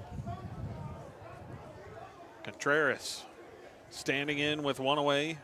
This one just fouled off, and he fouled it off back into the catcher. Not sure where he took that one, but he is feeling it. Feel for that young man. Gonna let him get a little breather. Contreras knows well the pain of being behind the plate and taking one in the wrong spot sometimes. No doubt. You got to be a warrior back there. No wusses as catchers.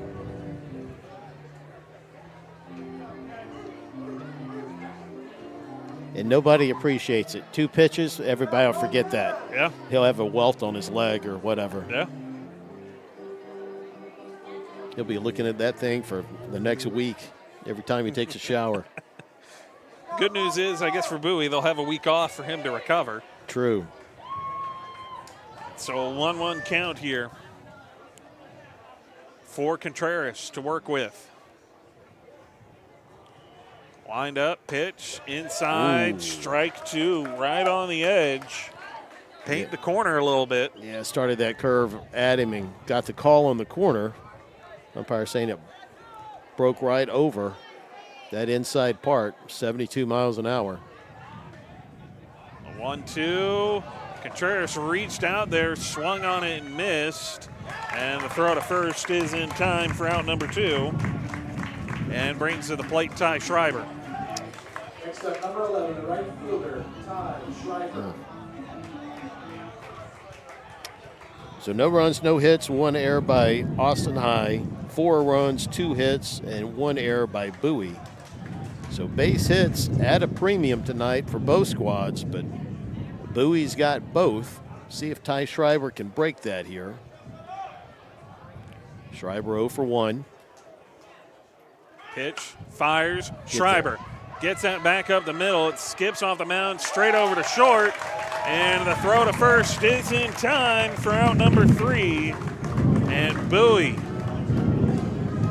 keeps the Maroons off base and brings them back to the plate here in the bottom of the 4th when we come back here on the Vipe Live Network.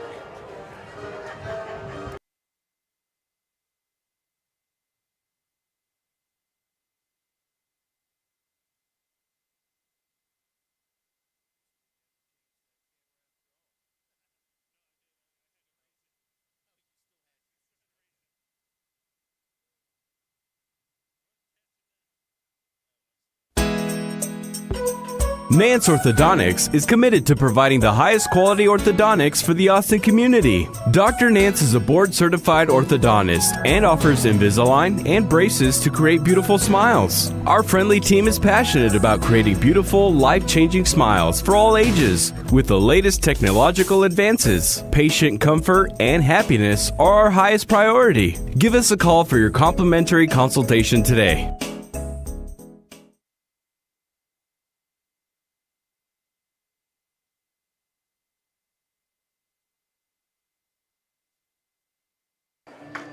Welcome back in. David Roy, James Scott here in the booth. And Fletcher Wilson still out there. 61 pitches through 3 innings. 24 of those strikes. He's got 6 walks, only giving up those 2 hits. And struck out 1. Let's see if he can't turn it around here. Bottom of the 4th. Wilson needing something out of this. It is as crucial of an inning as ever. Have to keep this at a 4-0 game. Cannot afford to allow any more on base. Cannot afford to allow any more base runners. Well, you're not just whistling Dixie there. We only have 9 outs to go. And next week would be meaningless if we can't rally.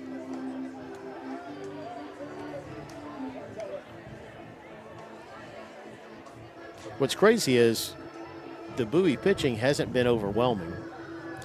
No, and sitting here watching the last at-bats, you talk about coming into this series, clear the mechanism. And I don't know that they were successful in that because I can feel it up here. There's a lot of tension out there from the Maroons on the diamond. And that tension is palpable here in the stands.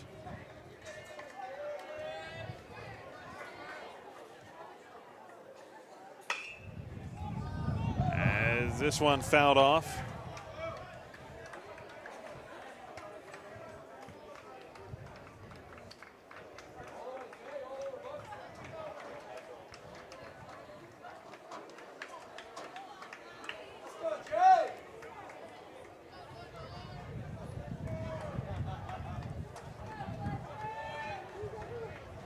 Wind up pitch from Fletcher Wilson, just misses, ball 1.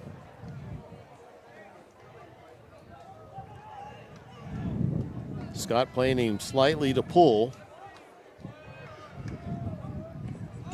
And check swing there.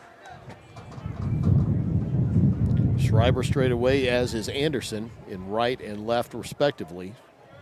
Besa deep at first. Godinez is on the grass at third. 2-1. Beautiful curveball. Really changed up the speed on him there. Gets in there for strike 2.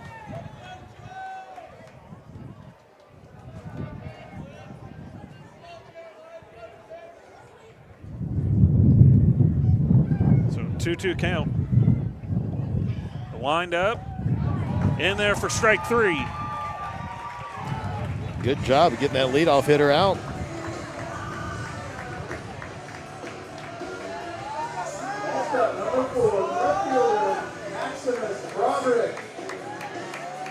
He's up 1 away.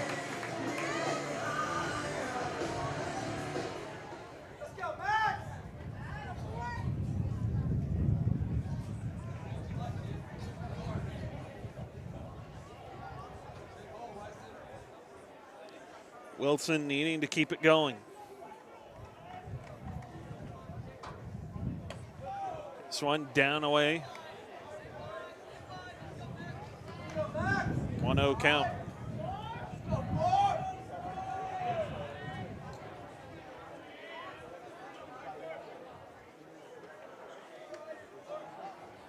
Wind up. Drops that one in for strike 1.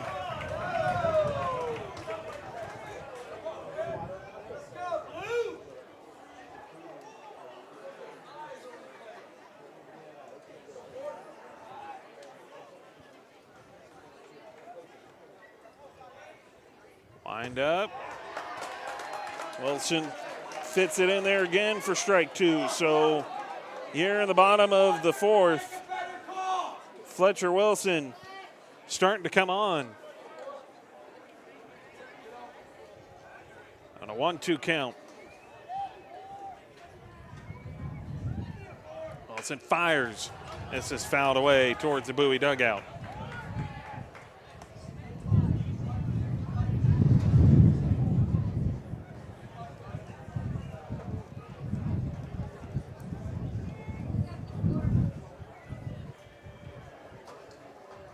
Do the 1-2 again. On the stretch, Wilson. That's in there for strike 3. Next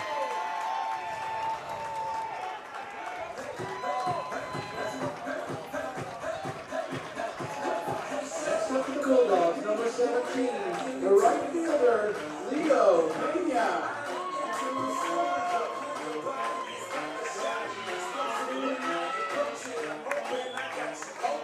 All right, this is our leadoff hitter, Leo Pena, right fielder. 0 for 1, walked once and came around and scored in the first inning.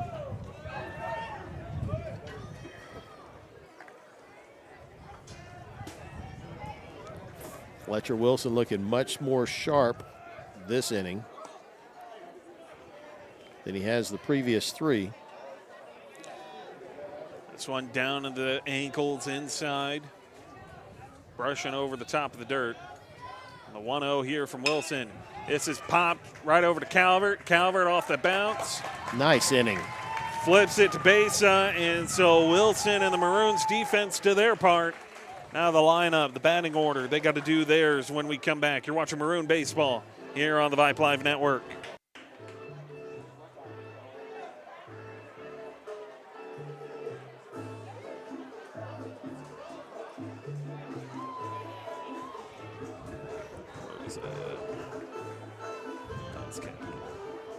Almost every day, banking touches some aspect of your life, from growing your business, saving for retirement, or planning for future generations of your family. That's why it's so important to pick the right financial partner. The good folks at Plains Capital Bank have deep roots in Austin, serving Central Texas owned and operated businesses for over 20 years, from commercial real estate to managing your wealth. You can find them at plainscapital.com or call them at 457-7500. And when you talk to them, be sure to tell you that my friend Paul said hello, member FDIC.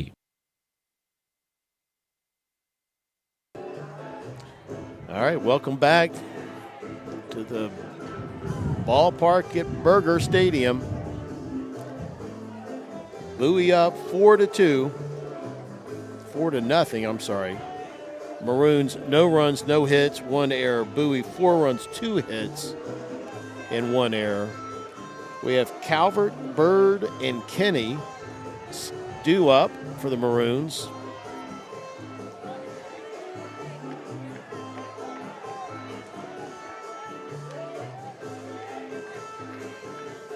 Maroons with 9 outs to go need some way to figure out how to score at least 4, if not 5. Coming to the plate for the Maroons, number 4, the second baseman, Dave Calvert. Calvert walked his first time up.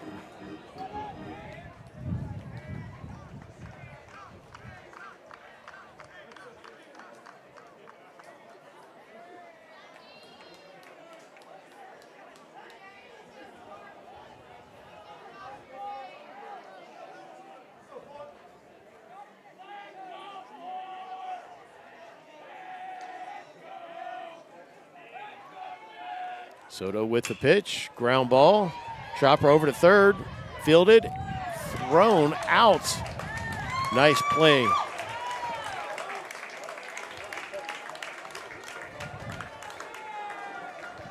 Nice play by the third baseman, Knittel. Patrick Bird up.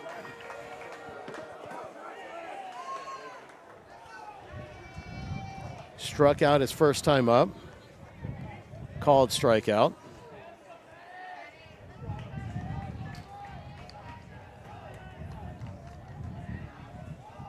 Soto working from the windup. Driven, first hit of the game. Nice job, Patrick Bird. Line drive over to right field. Way to get us started, way to get us off the snide. Logan Kinney up now. Then you got to flip to the top of the lineup. Scott Anderson and Besa on after Kinney.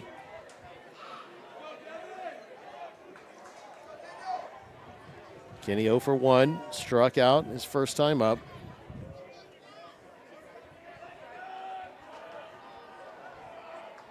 Bird average lead at first. Ball in the dirt at 74. Nice job by Kinney and laying off that.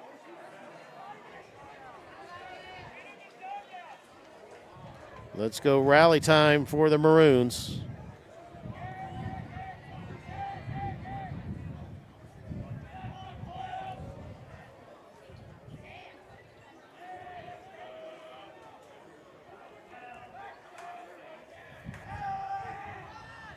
Oh, Kinney gets hit on the arm.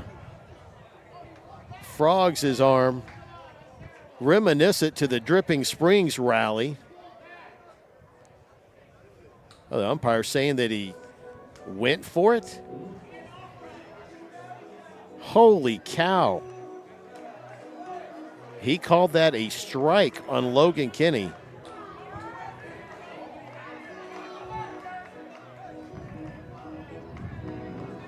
Coach A's asking the first base umpire for an opinion. First base umpire says no, he's not giving it to him.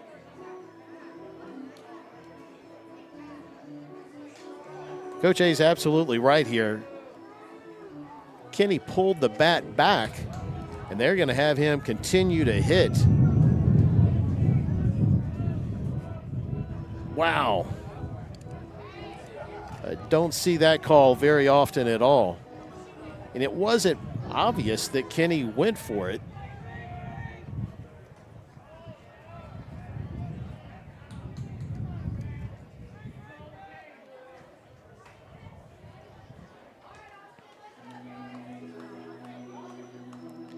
Bowie coach calling a timeout, trying to settle down Soto and prepping the team for what he expects to be another bunt. So expect a wheel play. So if you're Bird over there at first, you got to watch and make sure that second baseman doesn't crash down behind you. So the play would be first and third sprinting in, and the second baseman going in behind Bird, and then them picking Bird off. So hopefully Coach Rocky Clark is talking to him over there. Let's see what happens here. First baseman holding on. Third baseman right on the grass. Kenny still in the box. 1-1 count.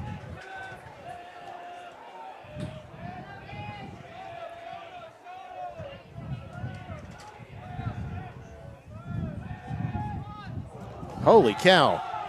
That was so far outside or inside. It was outside of Logan's hind end. Yeah. About 4 feet. Way behind him, and not quite sure what that was about, but hey, the runner is in second base, and a great job by Patrick Bird.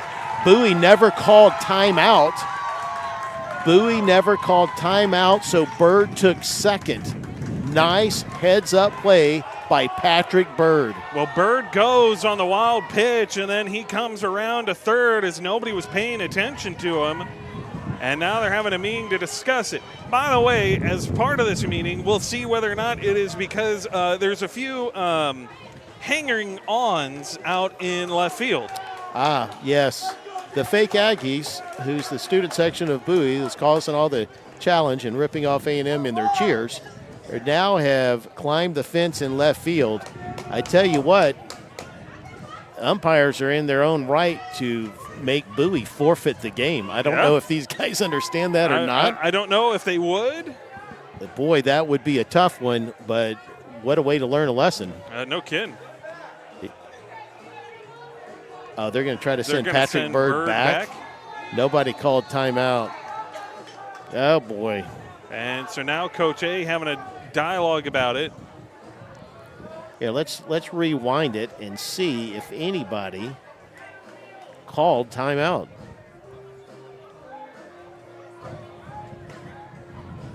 Wish we had instant replay. That'd be another excellent one here.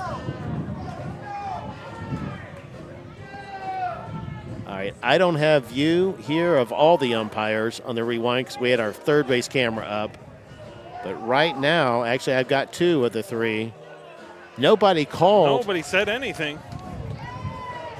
And yeah, they're leaving Bird there. They will Good. leave him at third. That's the right call. Nobody called. You can see it if you rewind the broadcast. The only umpire. Oh, actually, they're making him go back. They'll make him go back. There is 4 umpires, not 3. So I only had the view of 2. So I can't comment because the only 2 possible that we didn't see were the third and the third base umpire and the home plate umpire.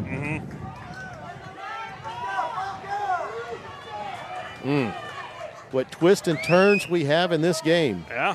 But nice heads-up base running by Patrick Bird.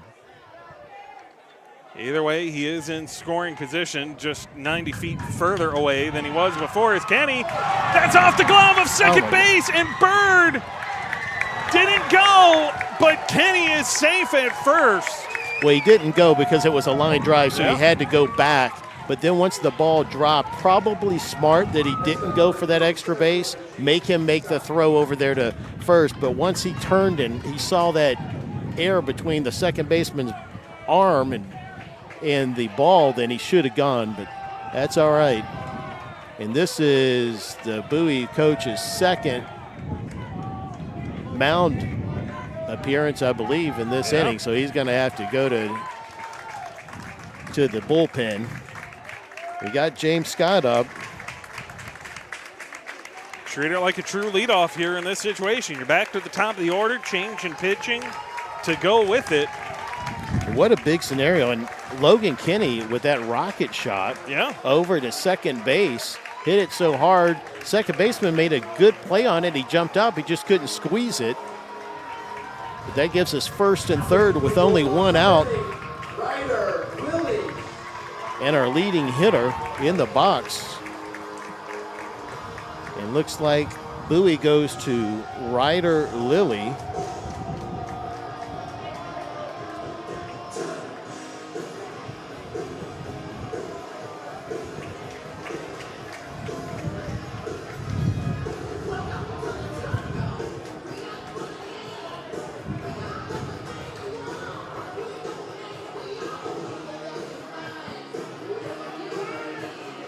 So he'll get a few wind-up, warm-up pitches in.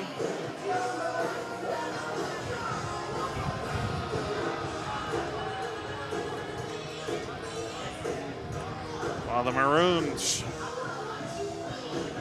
they've got base runners. They're going to need a couple more to even the score.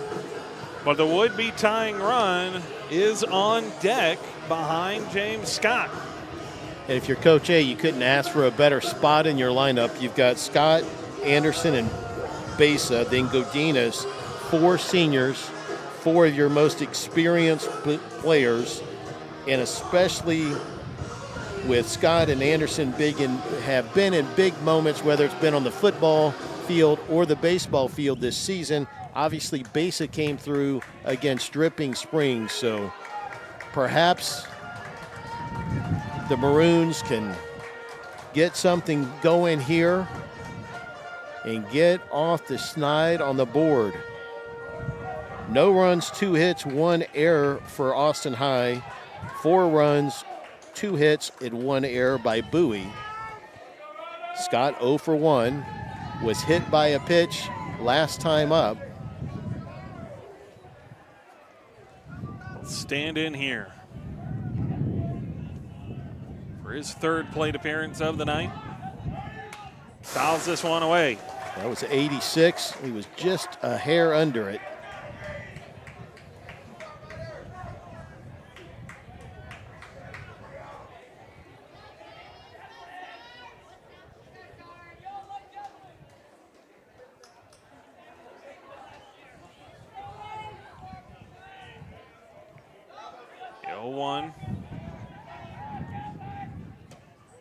Way outside at 86.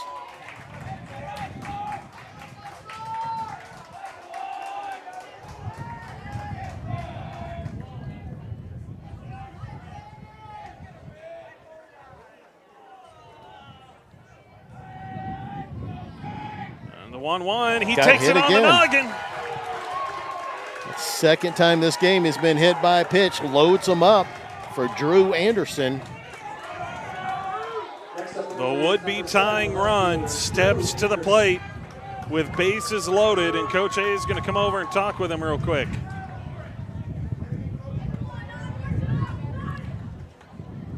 Anderson's been swinging a hot bat, one of the hottest on the team. Absolutely. He and Scott have been back and forth on who's leading the team in hitting. Anderson, the linebacker, outfielder here on the baseball team, having a tremendous senior season.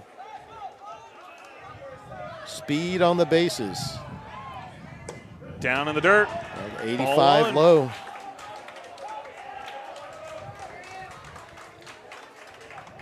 Anderson takes, puts him up 1-0 on the count. If you're Coach Clark, you got to make sure they don't backpick Scott at first. Down again, Anderson hacks away at it. It's a 1-1.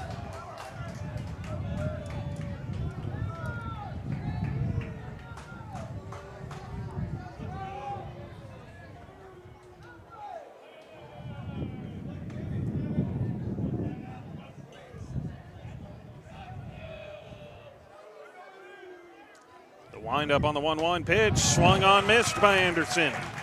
87 down the middle. So he's the relief pitcher that we saw on Tuesday.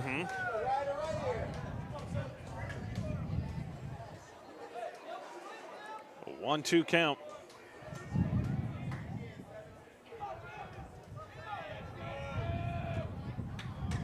Pitch down in there for ball 2. Looks like he's overthrowing. That was 88. He's just chunking it. May want to hit his spots.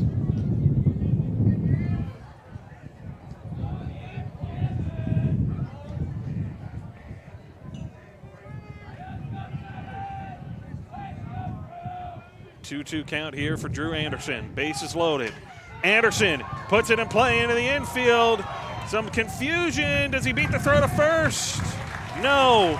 But a run does score for the Maroons. Anderson got the run in.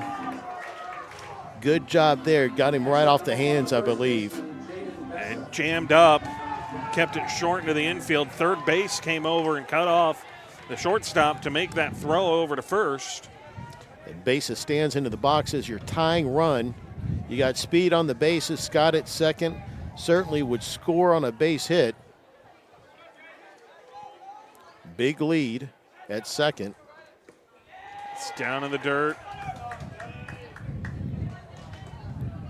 Besa no stranger to these situations, big moments, and has a history of coming through in the clutch. Avi Godinez stands in behind him. On deck. 1-0 count here for Besa. The windup. That's upstairs. Above the zone, 2-0 count.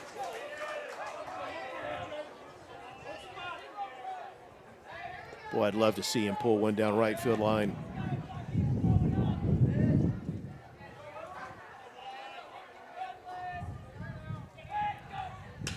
He rips this one. That gets through. It's a base hit. You got to hold him, hold him, hold him. Sarge comes to a halt at third. But now you've got runners at the corners as the Maroons cut this to a 2-run lead. And how about Jaden Big Hit Besa coming through with another one. It's an RBI single for Besa and advances the Sarge into 90 feet away. Now you've got runners at first and third. Tying run for Besa, and he will be having a courtesy runner come in for him. It's Landon Shipper. Shipper probably got the step or two and the speed over Besa. But remember, high school baseball, your starters can re-enter. Godinez in at the plate, 0 for 1, has walked.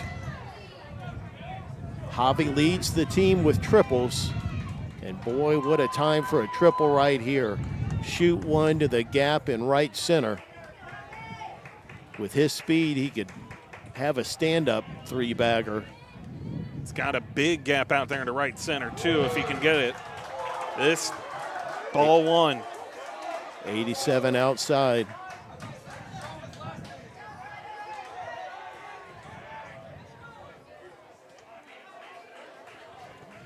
Runners at the corners.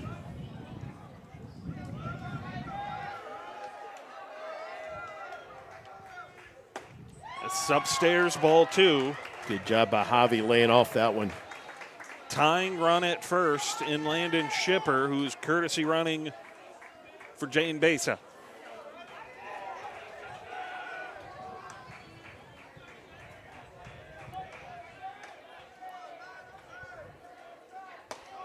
It's upstairs, ball three. It's almost like they're so concerned. The catcher is so ready to fire. It's almost like a pitch out attempt a couple times in a row. I know that's probably not the intent here, but certainly looks that way. You got to think Javi's taking right here on 3-0. And as wild as Willie has been. Does, and that's strike one.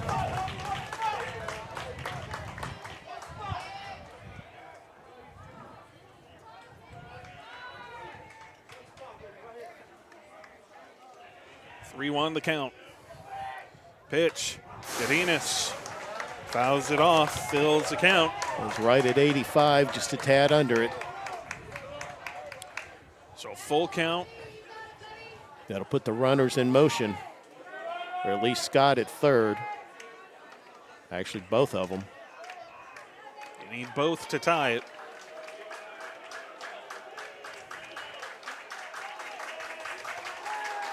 Runners in motion, and that's a walk. Ball four, bases loaded again. And the Bowie coach letting the umpire hear it. A lot of spirit here. 4-2 Bowie. Brings Osby Contreras to the plate. Contreras leads the Maroon with 15 RBIs. Single should score 2. Scott at third, Shipper at second. Godinez at first, Speed on the bases. This one, Contreras fouls it off. Sits him down 0-1. Scott's got to get a good jump over that third on any pass ball or wild pitch. Got to make sure he can get there. Don't take the bat out of the hands of Contreras. That's upstairs for ball 1.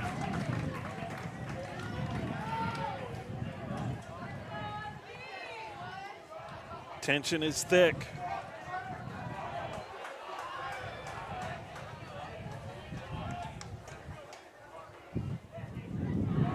Wind up pitch. Contreras drives this one straight into center field, and it is caught. Leaves the bases loaded. Medium fly ball to center field, hit right into the teeth of that wind. No wind, and maybe he's got something going there, but right into the strong wind. Of those of you can see the center field flag and how much it's blowing out there. So the Maroons, they left the bases loaded, but they've cut into this lead. They now trail by 2, heading into the bottom of the 5th when we return here from Burger Field.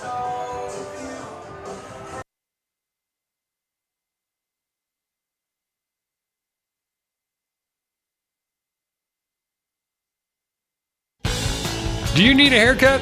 A real haircut? One that's tapered or blocked, clipped or trimmed just the way you like it? Come let the licensed barbers at the Sportsman's Barbershop take care of you. The Sportsman's Barbershop is a friendly, no-frills neighborhood barbershop located in Austin's Brykerwood area.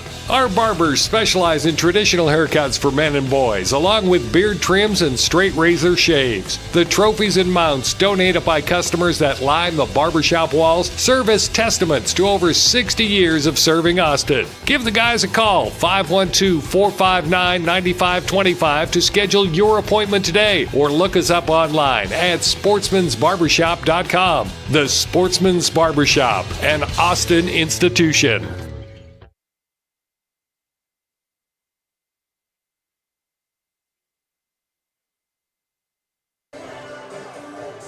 Welcome back to Burger Field. The Maroons have answered. They've cut into this lead. It's a 2-4 game. And Fletcher Wilson, he was just getting hot when we last saw him in the bottom of the 4th. Yeah, he had his most efficient inning at the bottom of the 4th. Let's hope he can keep it going here in the 5th.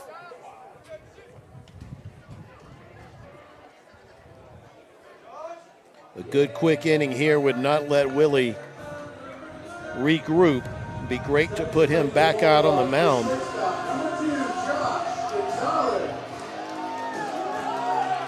So Josh Gonzalez, shortstop, has walked once. Wilson fires. That's just above the zone. Doesn't get the call. 1-0.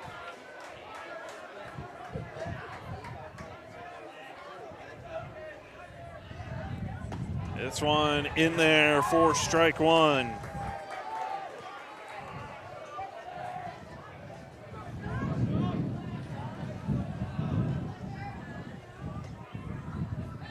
I'll fire again. Strike 2.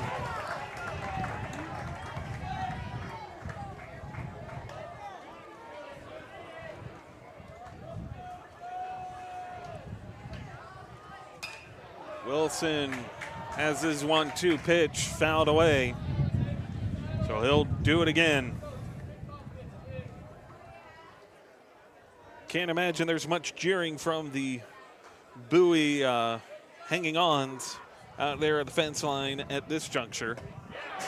As there's strike 3. Attaboy.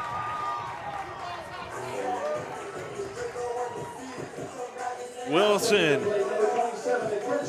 turning up the heat. love to see how Fletcher has regrouped. Struggled the first 3 innings, but boy, last 4 outs, he's found it. Comes back in here. This is down away. Ball 1.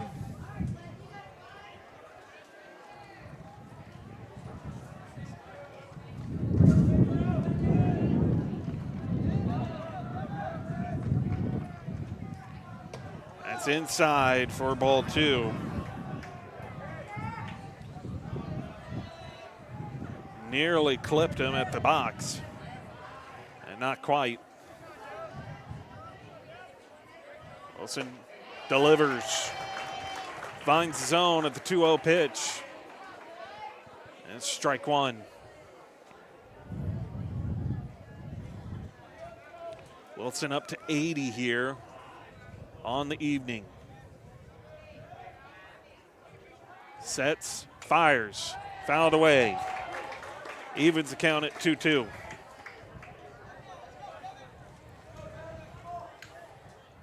Talk about high school sports. You're going to face adversity. And a lesson to be had here on responding and battling back through it from Fletcher Wilson, the way he has come on here in the last inning as he's back to a full count. And the payoff pitch on the way.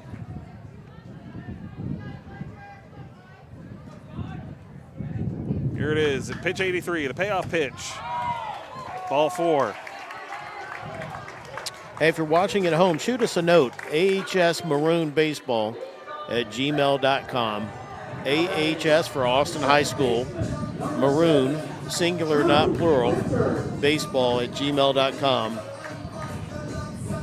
Let us know what you think about the game, the broadcast. David Roy's booming voice. Anything. Your thoughts on the throwing out of the Bowie student section even? The fake Aggies. Yeah, they were ejected. They were sent out to the outfield. Just behind it. Maybe they are ejected for not coming up with their own individual cheers, copying somebody else. It's so Copyright iconic. infringement? Yeah, it's so iconic for the Aggies to do that. I mean, geez. Maybe their backup schools, I don't know, Sam Houston? I don't know.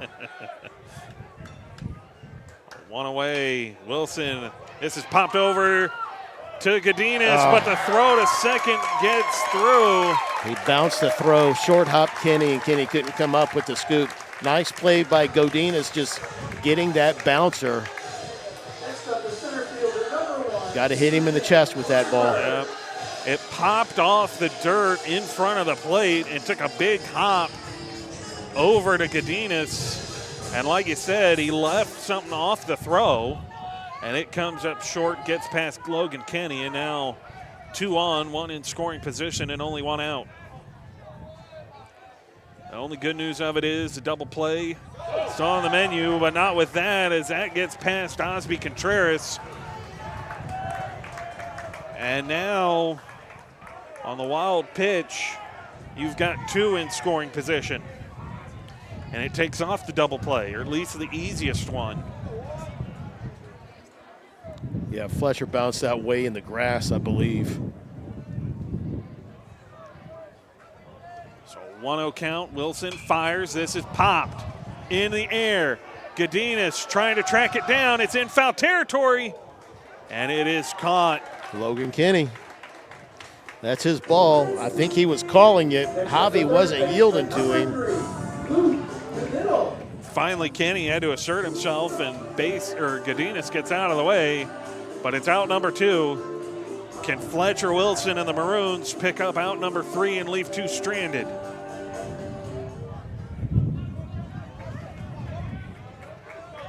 Find out here on pitch 89.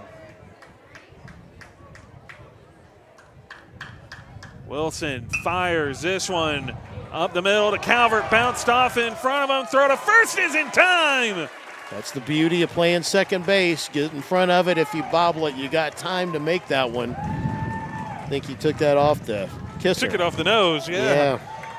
But he made the play. That's the most important part. Calvert able to recover, makes a throw to base And the Maroons keep it to a 2-run deficit and brings the batting lineup back to the forefront to try and pick up where they left off at the top of the 5th inning and see if they can close the gap the rest of the way. We'll find out when we return here on the Vibe Live Network.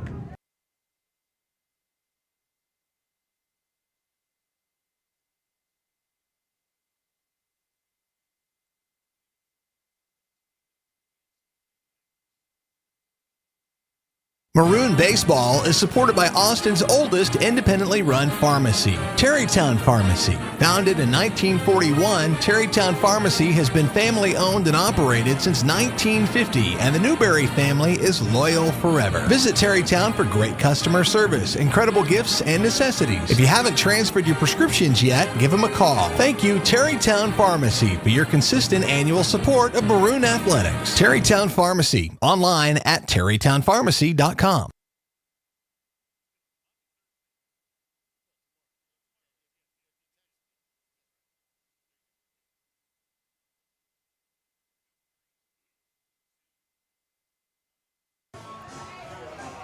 Well, as we open up here in the top of the 6th inning, Ty Schreiber is going to step up to the plate to get you started. Yeah, we have Schreiber, Calvert, and Bird. Bird came up with that big hit last inning. Our first hit.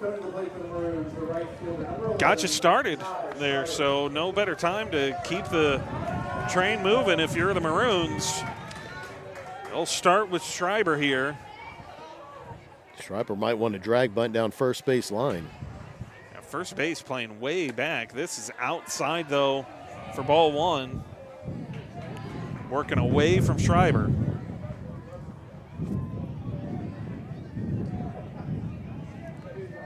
1-0, wind up, fires, and that is on the edge for strike 1. So an even 1-1 count.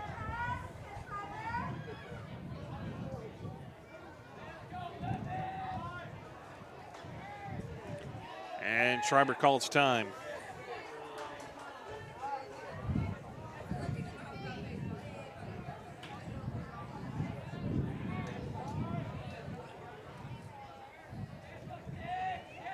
Early the wind up, outside. Yeah, tried a curveball, doesn't have command of that. Just floated outside at 72. Tried to get it in the back door, just missed. Got to set dead red right here. 2-1 on the way for Lilly. Schreiber fouls it off. 77. I think Willie, when he's just throwing, and it's going all over the place, it's, upper 80s. When he's in need of a strike, it's a lot slower. Fires, and that's in there. Schreiber tries to get out of the way, and it looks like he will be able to. Schreiber, let that hit you, buddy. Come on now. Tried to jump up and over it, and I believe he was successful as we fill the count up. 3-2. Here's a payoff pitch from Willie. Fires. Schreiber pops this one up. Get out of play. Get out of play. Towards the Bowie dugout, and that is out of here. In foul territory, not the good out of here. I was about to say, I like your out of here better, though. I like that idea of being out of here, too. Mm-hmm. Would cut this to a 1-run lead for Bowie, if that were the case. With this wind, though, your only chance of that is going to be at the 341 side in right field, and the way it's blowing back in, I don't know that you're going to be able to do that. Willie, payoff again, check swing, gets the call, Ty Schreiber, ball 4. Leadoff man on. Nice job.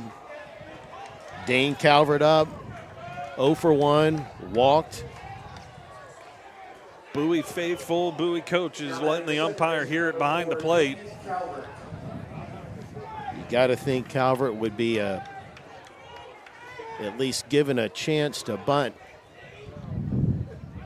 Schreiber, pretty good speed. If you're going to bunt, you need to go down first base line, third baseman in on the grass. Here he comes. Calvert keeps it at the plate here. It bounces and then comes back, so strike one on the foul. Off the bunt, now Coach A going to call Calvert to come over, and they will discuss this. I was watching him when he was bunting. His bat looked like he was going to bunt it straight. He's got to angle it more towards first baseman. The last place you want to bunt this ball is right back to the pitcher. You got to get it down one of the lines, but preferably with the way this defense is playing, it's got to go down first base line. 0-1. Calvert lays it back down. This does go back towards the mound. The throw is a bit high, but it is clean. Out number one, but it does work out to the advantage of advancing Schreiber into scoring position for Patrick Bird, who got you started back in the top of the fifth inning. Yeah, Bird 1 for 2 on the evening. Scored a run. You got Kenny on deck and then back to the top of the order. Maroons have 5 outs to score 2 or 3 runs.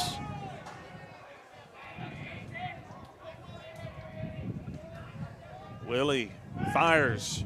Bird fouls it away.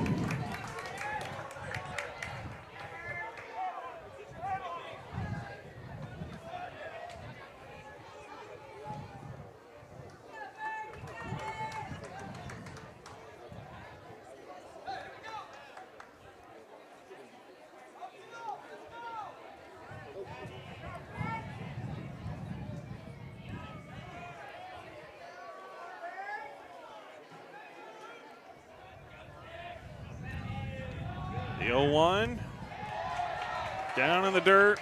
Good job by Bird to throw up the stop sign on a 1-1 count. Willie's up to 31 pitches here tonight. In relief.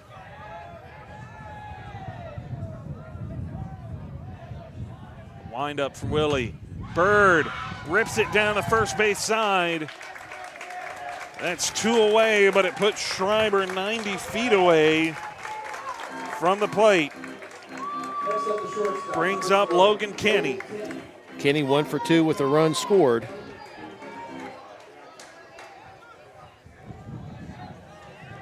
Wide gap up the middle as of right now, if he can put it past the mound. Center fielder shaded over to right center.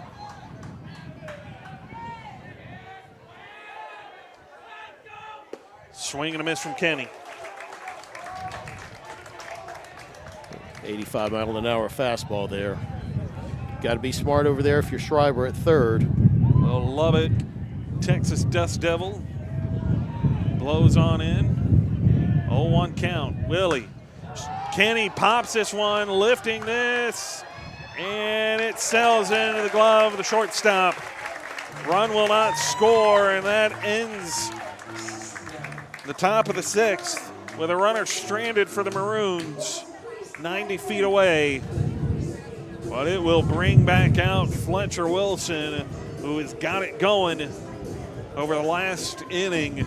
And we'll see if he can keep it up here in the bottom of the 6th when we return.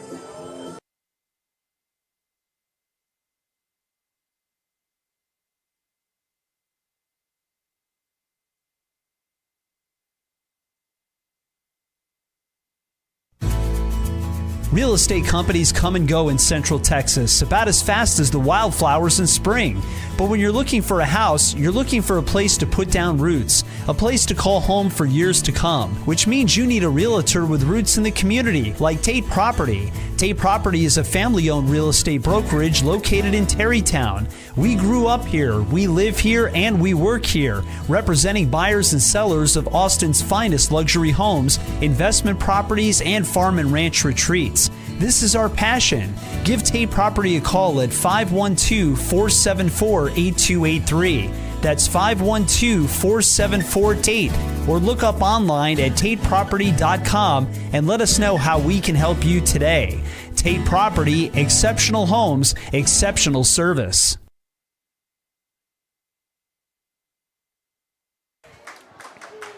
Fletcher Wilson ready to go back to work. As are we ready for him.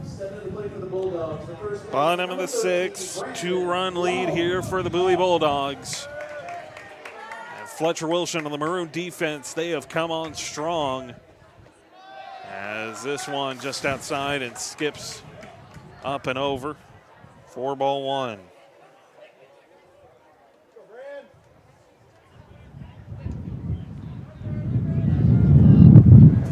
There's that wind again. Time called as it wow, what a blows gust. strong in. Jeez.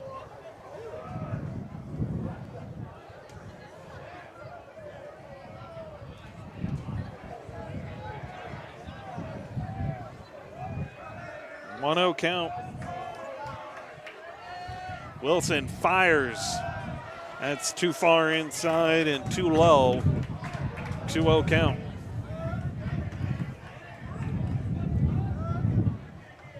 He'll come right back. Gets it fouled away.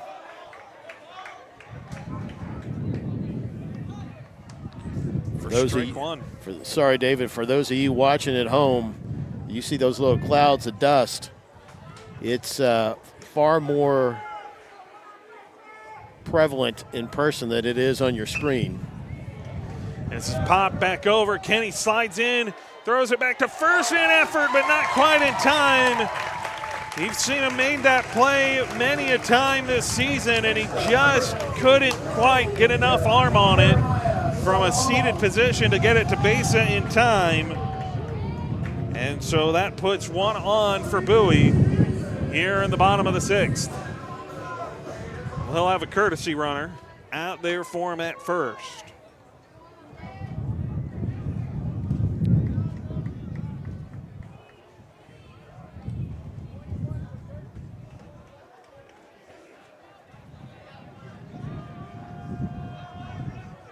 Four 4-2 Bulldog lead.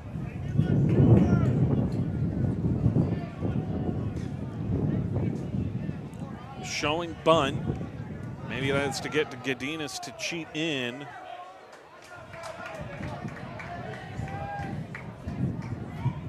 .91 pitches so far here for Fletcher Wilson this evening.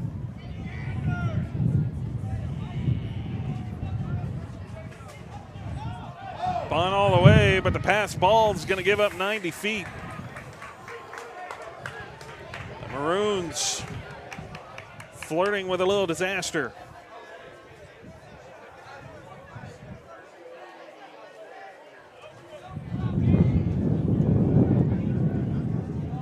We got to be a wall back there. That ball might have hit the dirt, but these giving up these 90 feet are costing us. Even if it's not your fault, you got to figure out a way to stop the ball. Well, that is It's off right the behind barrel you. of the bat. That's a foul ball.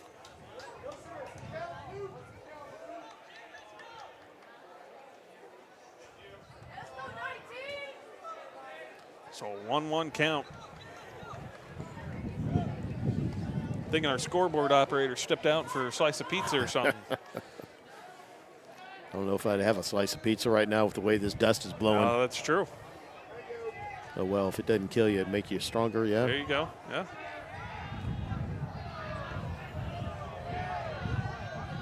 Wilson with a throwback to second. Everybody cheating in. Base way in. Calvert way over, almost where a first baseman normally plays. Godinez hugging third. That's fouled off again on the bunt attempt. So a 1-2 count.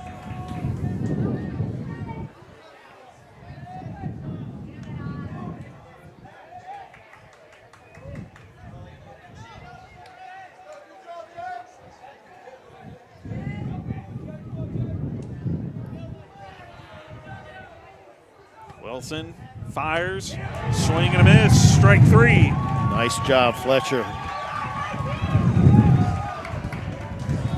So Fletcher Wilson does his part to get one out, does have a runner in scoring position, but now the Maroons, they'll need a couple more.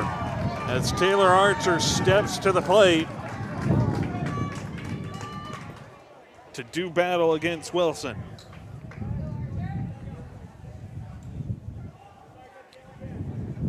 Umpire telling Bowie to get in the dugout. Overheard him say, "I'm not going to tell you again."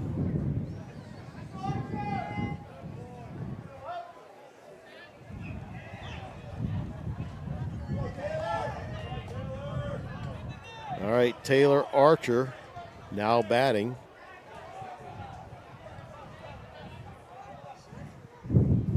Wilson from the windup. That's in there for strike one. Fit that one in straight down the pipe.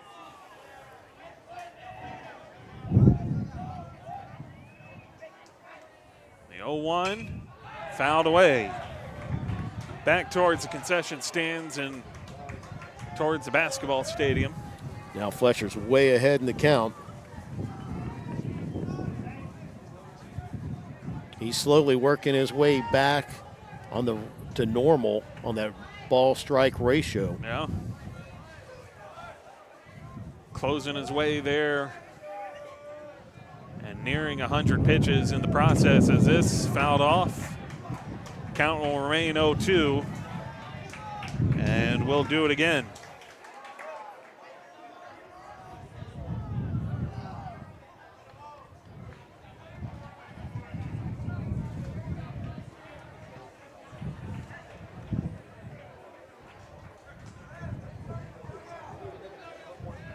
Windy night here at the ballpark.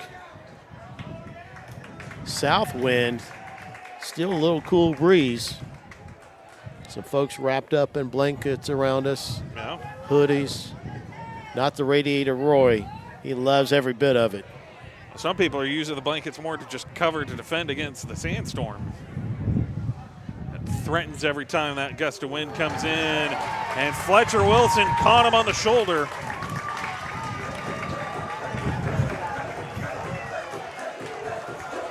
Puts a runner at first and second, and Coach A will call time and walk out here to visit with Fletcher Wilson. So no matter what, Fletcher only has 10 pitches left, so we'll see if he makes a move here. Looks like he will. Yep. Fletcher's night is done. Here comes Jason Martinez. And Fletcher Wilson has earned himself something of a standing ovation here from the Maroon faithful. Well, heck of a comeback by Fletcher. Started off rocky, first inning especially, but maybe even the first three. But, man, this last 2 1/3 innings, he's done a pretty good job. The junior Jason Martinez steps into a less than ideal situation. Has 2 on, does have an out, but he's going to have to come up with the other 2/3 and keep those runners from scoring to get you out of the inning. Keep this a 2-run game as best you can. Yeah, the Maroons are down to 3 outs to score at least 2. The good news of it is you're in an ideal spot for that to happen when you turn the page. You look ahead to the top of the 7th. Should be coming back up, top of the order, if I'm not mistaken. We are top of the order. So you have your most experienced players, your seniors, Scott, Anderson, Besa, Godinez. Then Contreras as a junior, Schreiber back as a senior. We have to figure out some way to score at least 2, or any hopes of postseason baseball will be over.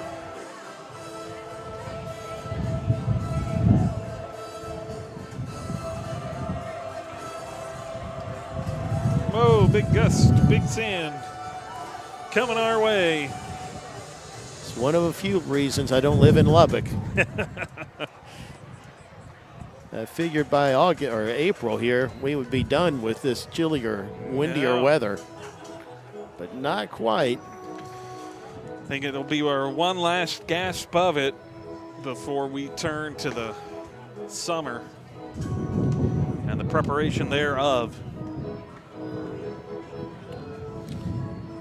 Yeah, when we went up to St. Paul, Minnesota over spring break, they were amazed that we are almost halfway through with our season. They're just getting started up there. Yeah. Climate difference right there. Minnesota to Texas.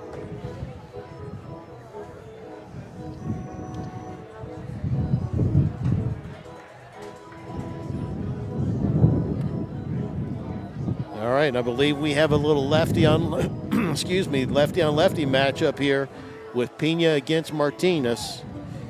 Pena 0 for 2, walked once and scored a run. That was their first run of the game in the first inning. Double play is in order.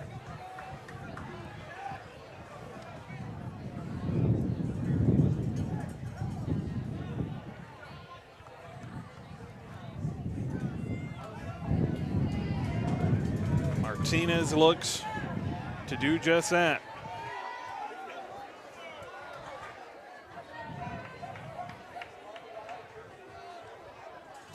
Looks over shoulder to the lead runner, comes back, fires. That's just a bit high for ball one.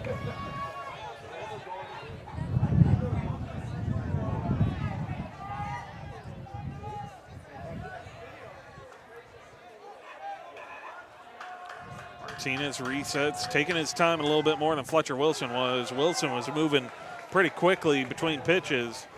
Not so much here for Martinez as he's up to a 2-0 count.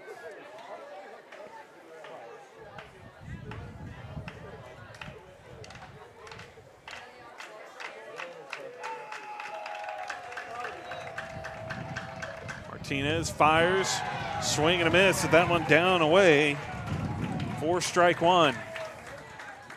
Weak swing at that 65-mile-an-hour curve.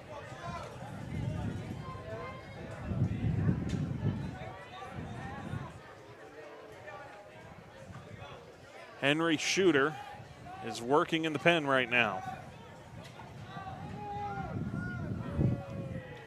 Time call taken here by Pena.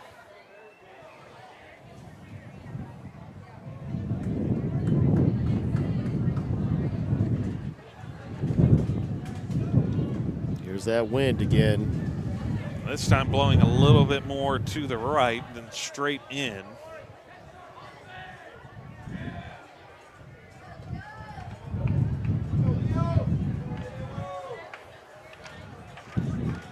Just as I say that, here comes a great big gust of it back in. Umpire calls time to protect the players. Well, if you're Martinez, you got to anticipate that time call and just start, because once you're starting, if he's looking into dust, that's a him problem, not a you problem. Yeah. That wind is progressively getting worse. Yeah, well, this is our grounds crew challenge and problem here. You've got to wet this field down in between games. There's no excuses for this. 2-1 count. This is in the dirt. Nice job by Contreras blocking that ball. On a 3-1 count here, Martinez does not want to load the bases.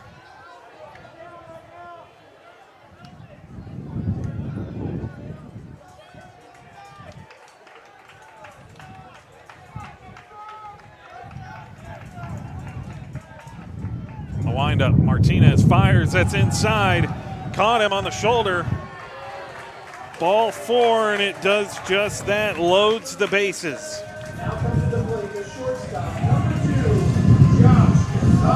All right, we've got a force at any base and home plate. Infield's got to be thinking, if the ball is to them, touch their base and go to first, or come home with it and get the lead run to keep this to a 4-2 lead. Martinez fires a strike there. I'd love a 1-2-3 double play. That would be just what the doctor ordered.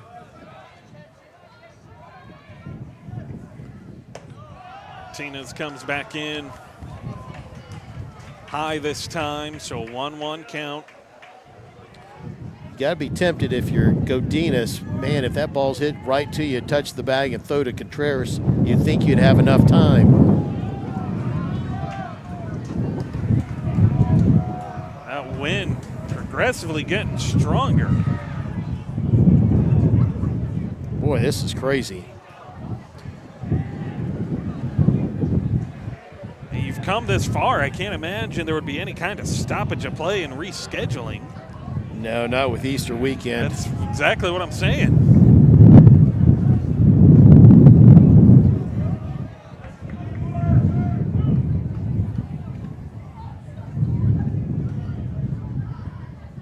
Martinez fires, runner on the move. Bunt attempt fouled away. Another suicide squeeze with the bases loaded. He called that Tuesday. They tried for it again. That runner had a good jump coming down the line at third.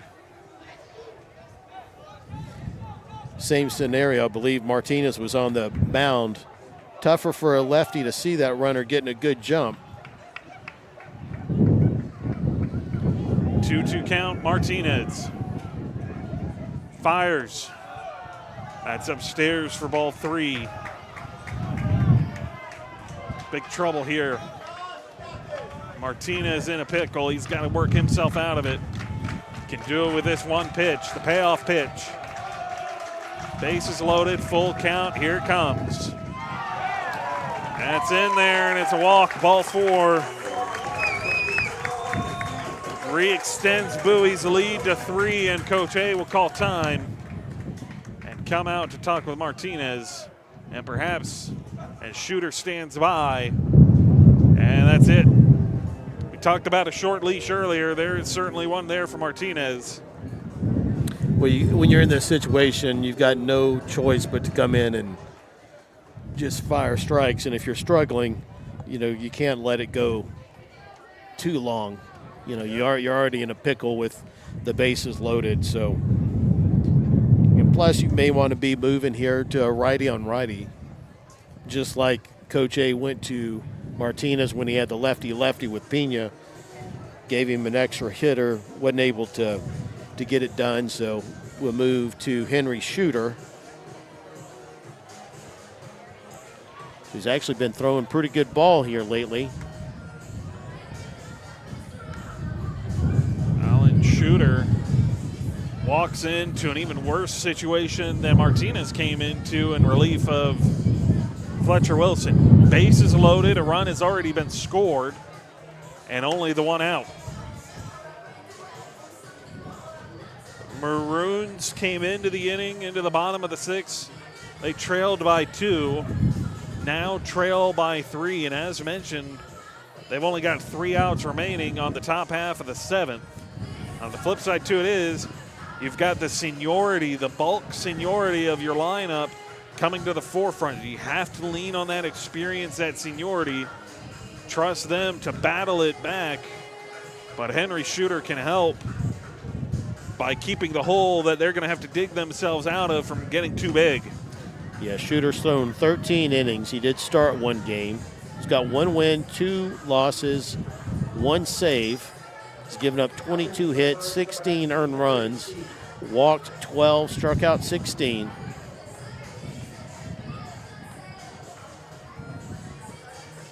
Big moment here for the junior.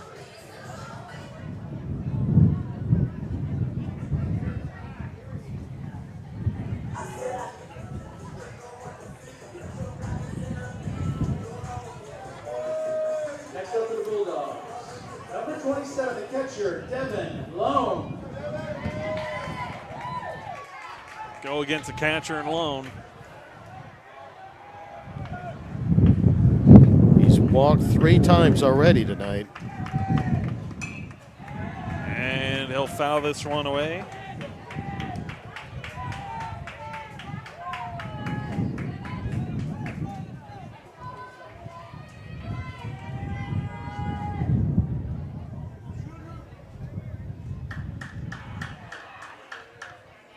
Shooter fires in there for strike 2. Quickly had 0-2. Way to work ahead. Let's finish him off. And do it again. Shooter fires. That's upstairs.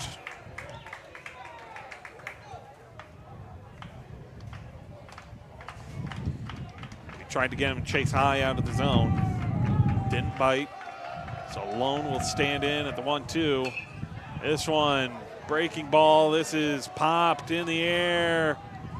Kenny caught it. They called an infield fly. That's right. So nice job. Way to get that done. Now let's get this out and go get some runs ourselves. That got popped so high in the air, that wind caught it and just sucked it back in to the infield. And like you said, well done to call the infield fly. So take some of the pressure off in the process of doing that defensively here. Yeah, that ball off the bat looked like a medium fly ball to left field. That wind just really held it to the outfield grass and infield where they meet. This is fouled off here. Strike one.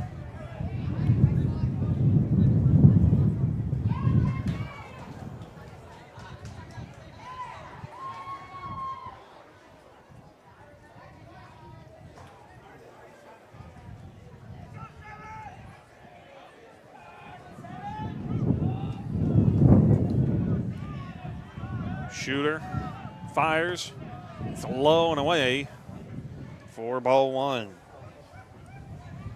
So an even 1-1 count. Base is still loaded. A run has scored here in the bottom of the 6th inning. Bowie leads 5-2.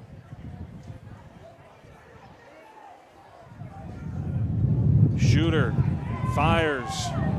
Breaking ball inside. He was trying to get hit by a pitch, and that curveball just started at him and broke, but not enough to get a strike. 2-1 the count. So Shooter rather behind here a little bit. This one lifted into left field. Drew Anderson, can he get there? Yes, he did. Nice play, Holy Toledo, Drew Anderson.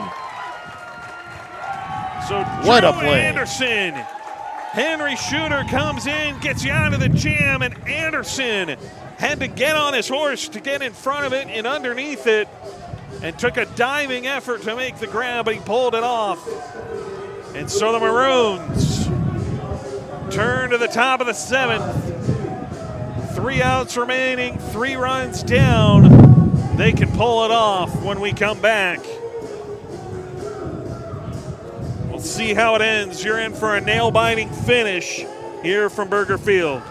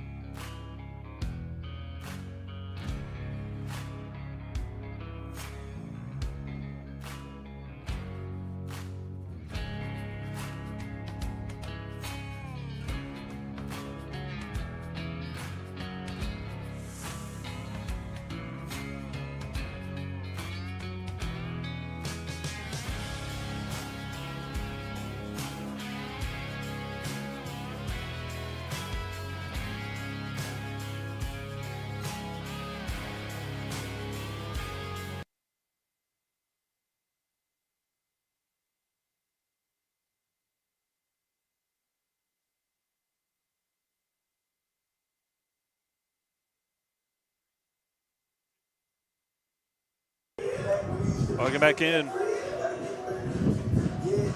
David Roy, James Scott here in the broadcast booth. Seniority, the top of the order for the Maroons, steps to the plate for the nail-biting conclusion. Scott stepping in 0 for 1 tonight. Scott hit by a pitch twice. So he's been on base 2 of the 3 times up. Infield is back, especially at first base. You got to be thinking maybe a bunt down the first base line. They'll take it inside at the elbows for ball 1. Yeah, there's 83-mile-an-hour fastball. First baseman, second baseman way back. 1-0. The 1-0 pitch downstairs. 2-0 on the count. course, why bunt if he's this wild? Yeah, no kidding.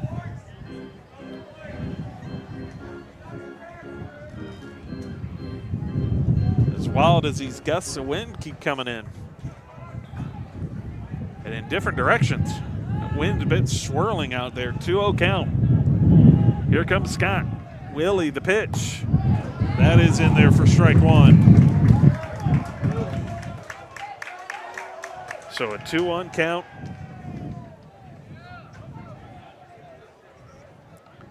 Willie fires. That gets called strike two.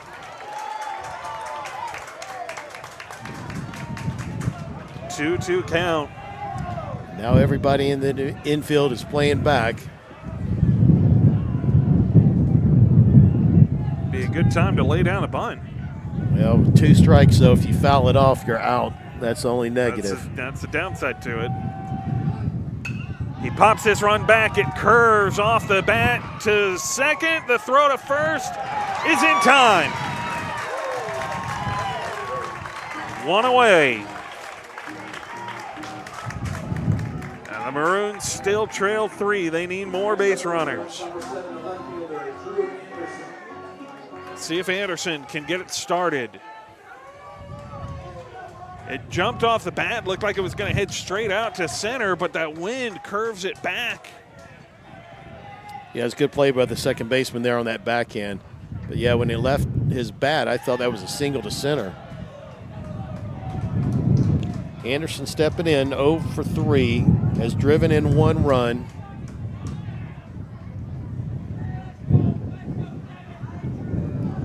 So 1-0 count. Anderson fouls it off down the line to third.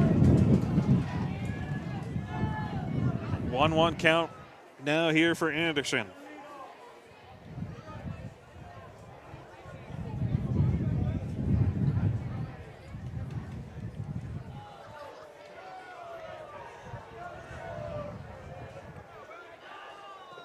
This one in the dirt.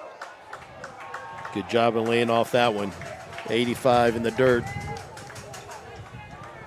So a 2-1 count. Anderson gets ahead.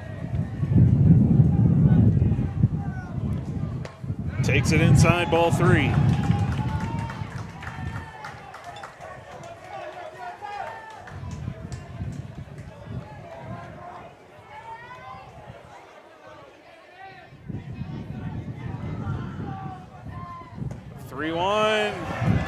Gets a strike called. Anderson thought it was ball 4. So 3-2 count. Anderson started for the bag at first. He thought that was it. Payoff pitch instead from Willie. Anderson pops this one into foul territory, and nobody able to get over there to it.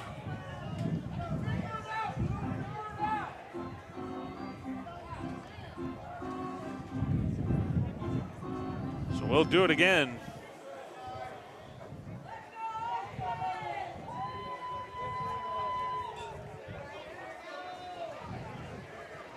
Willie, the payoff pitch.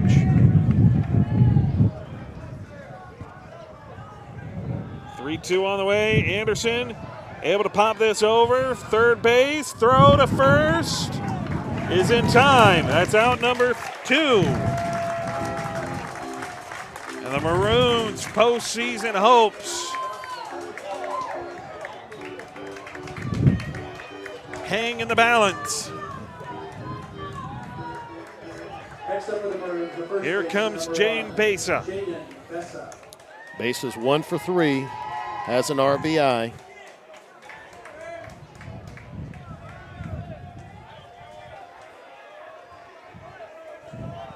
Willie fires this one down in the dirt again. Ball 1.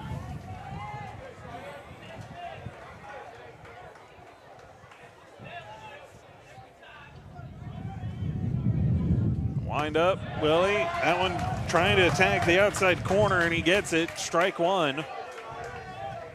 Working low and away from Besa. Willie almost up to 50 pitches here tonight. He'll fire.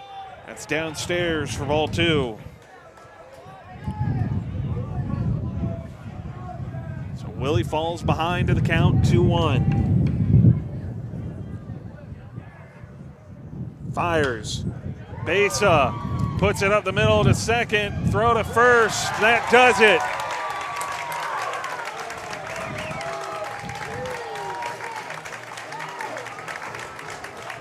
Five to 2 is your ball game. And Bowie clinches their playoff spot.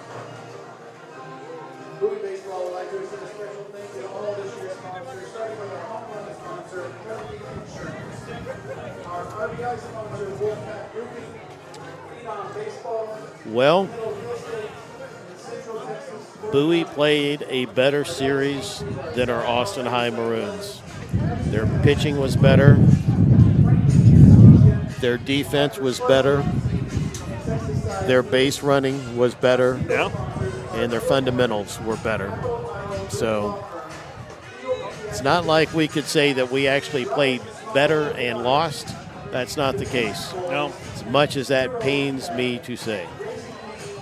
And unfortunately, in this situation, it turns into, for Austin High, it was just a matter of, like you said, a few different of those aspects, really, though. The base running, the big part of it. We talked about the squeeze sacrifice bunt with bases loaded on Tuesday night.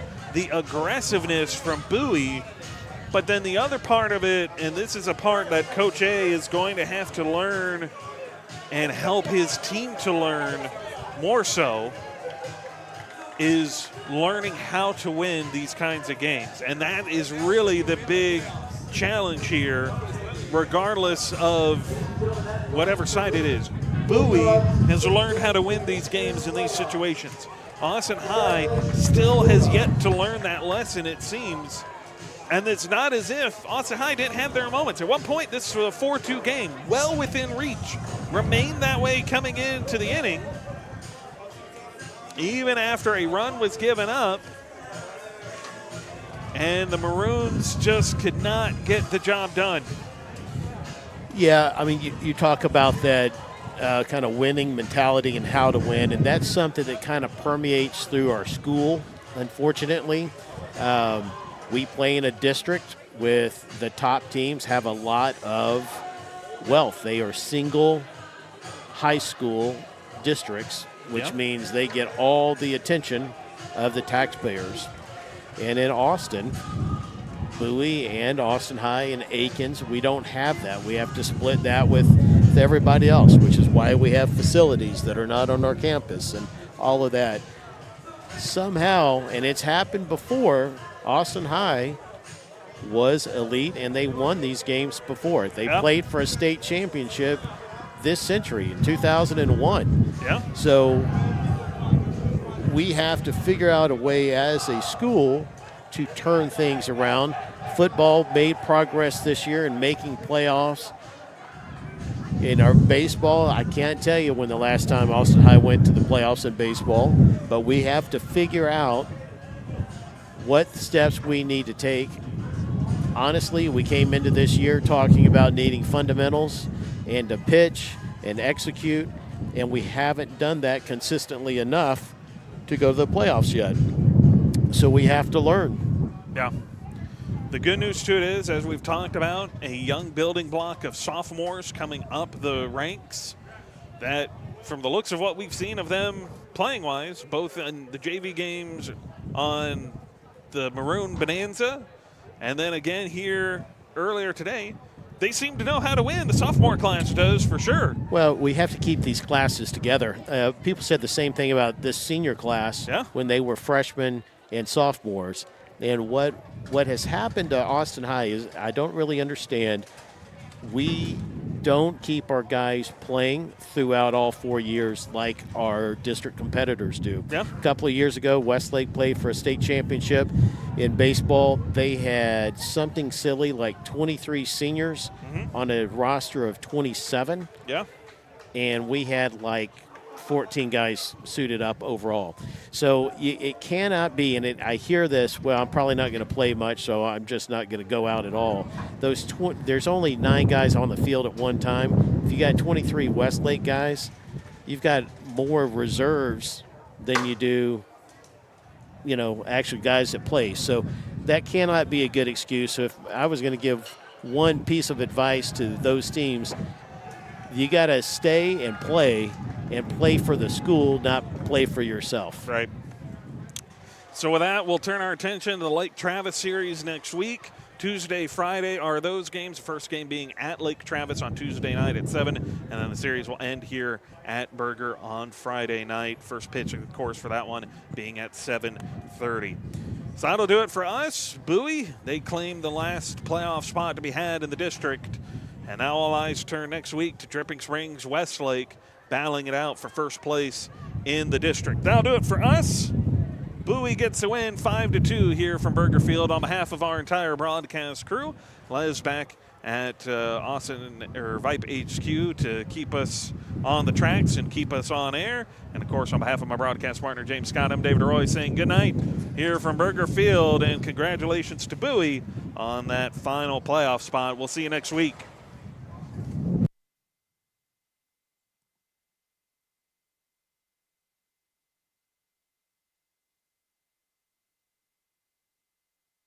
Ready to turn your vision of the perfect space into reality? James Gonin knows that great design is where it all begins. With a passion for creativity and years of experience in both residential and commercial architecture, James knows how to bring your ideas to life. Whether it's your dream home or the next big commercial project, like the new baseball field for Austin High, James Gonin will make your architectural dreams a reality. More info at jamesgonin.com.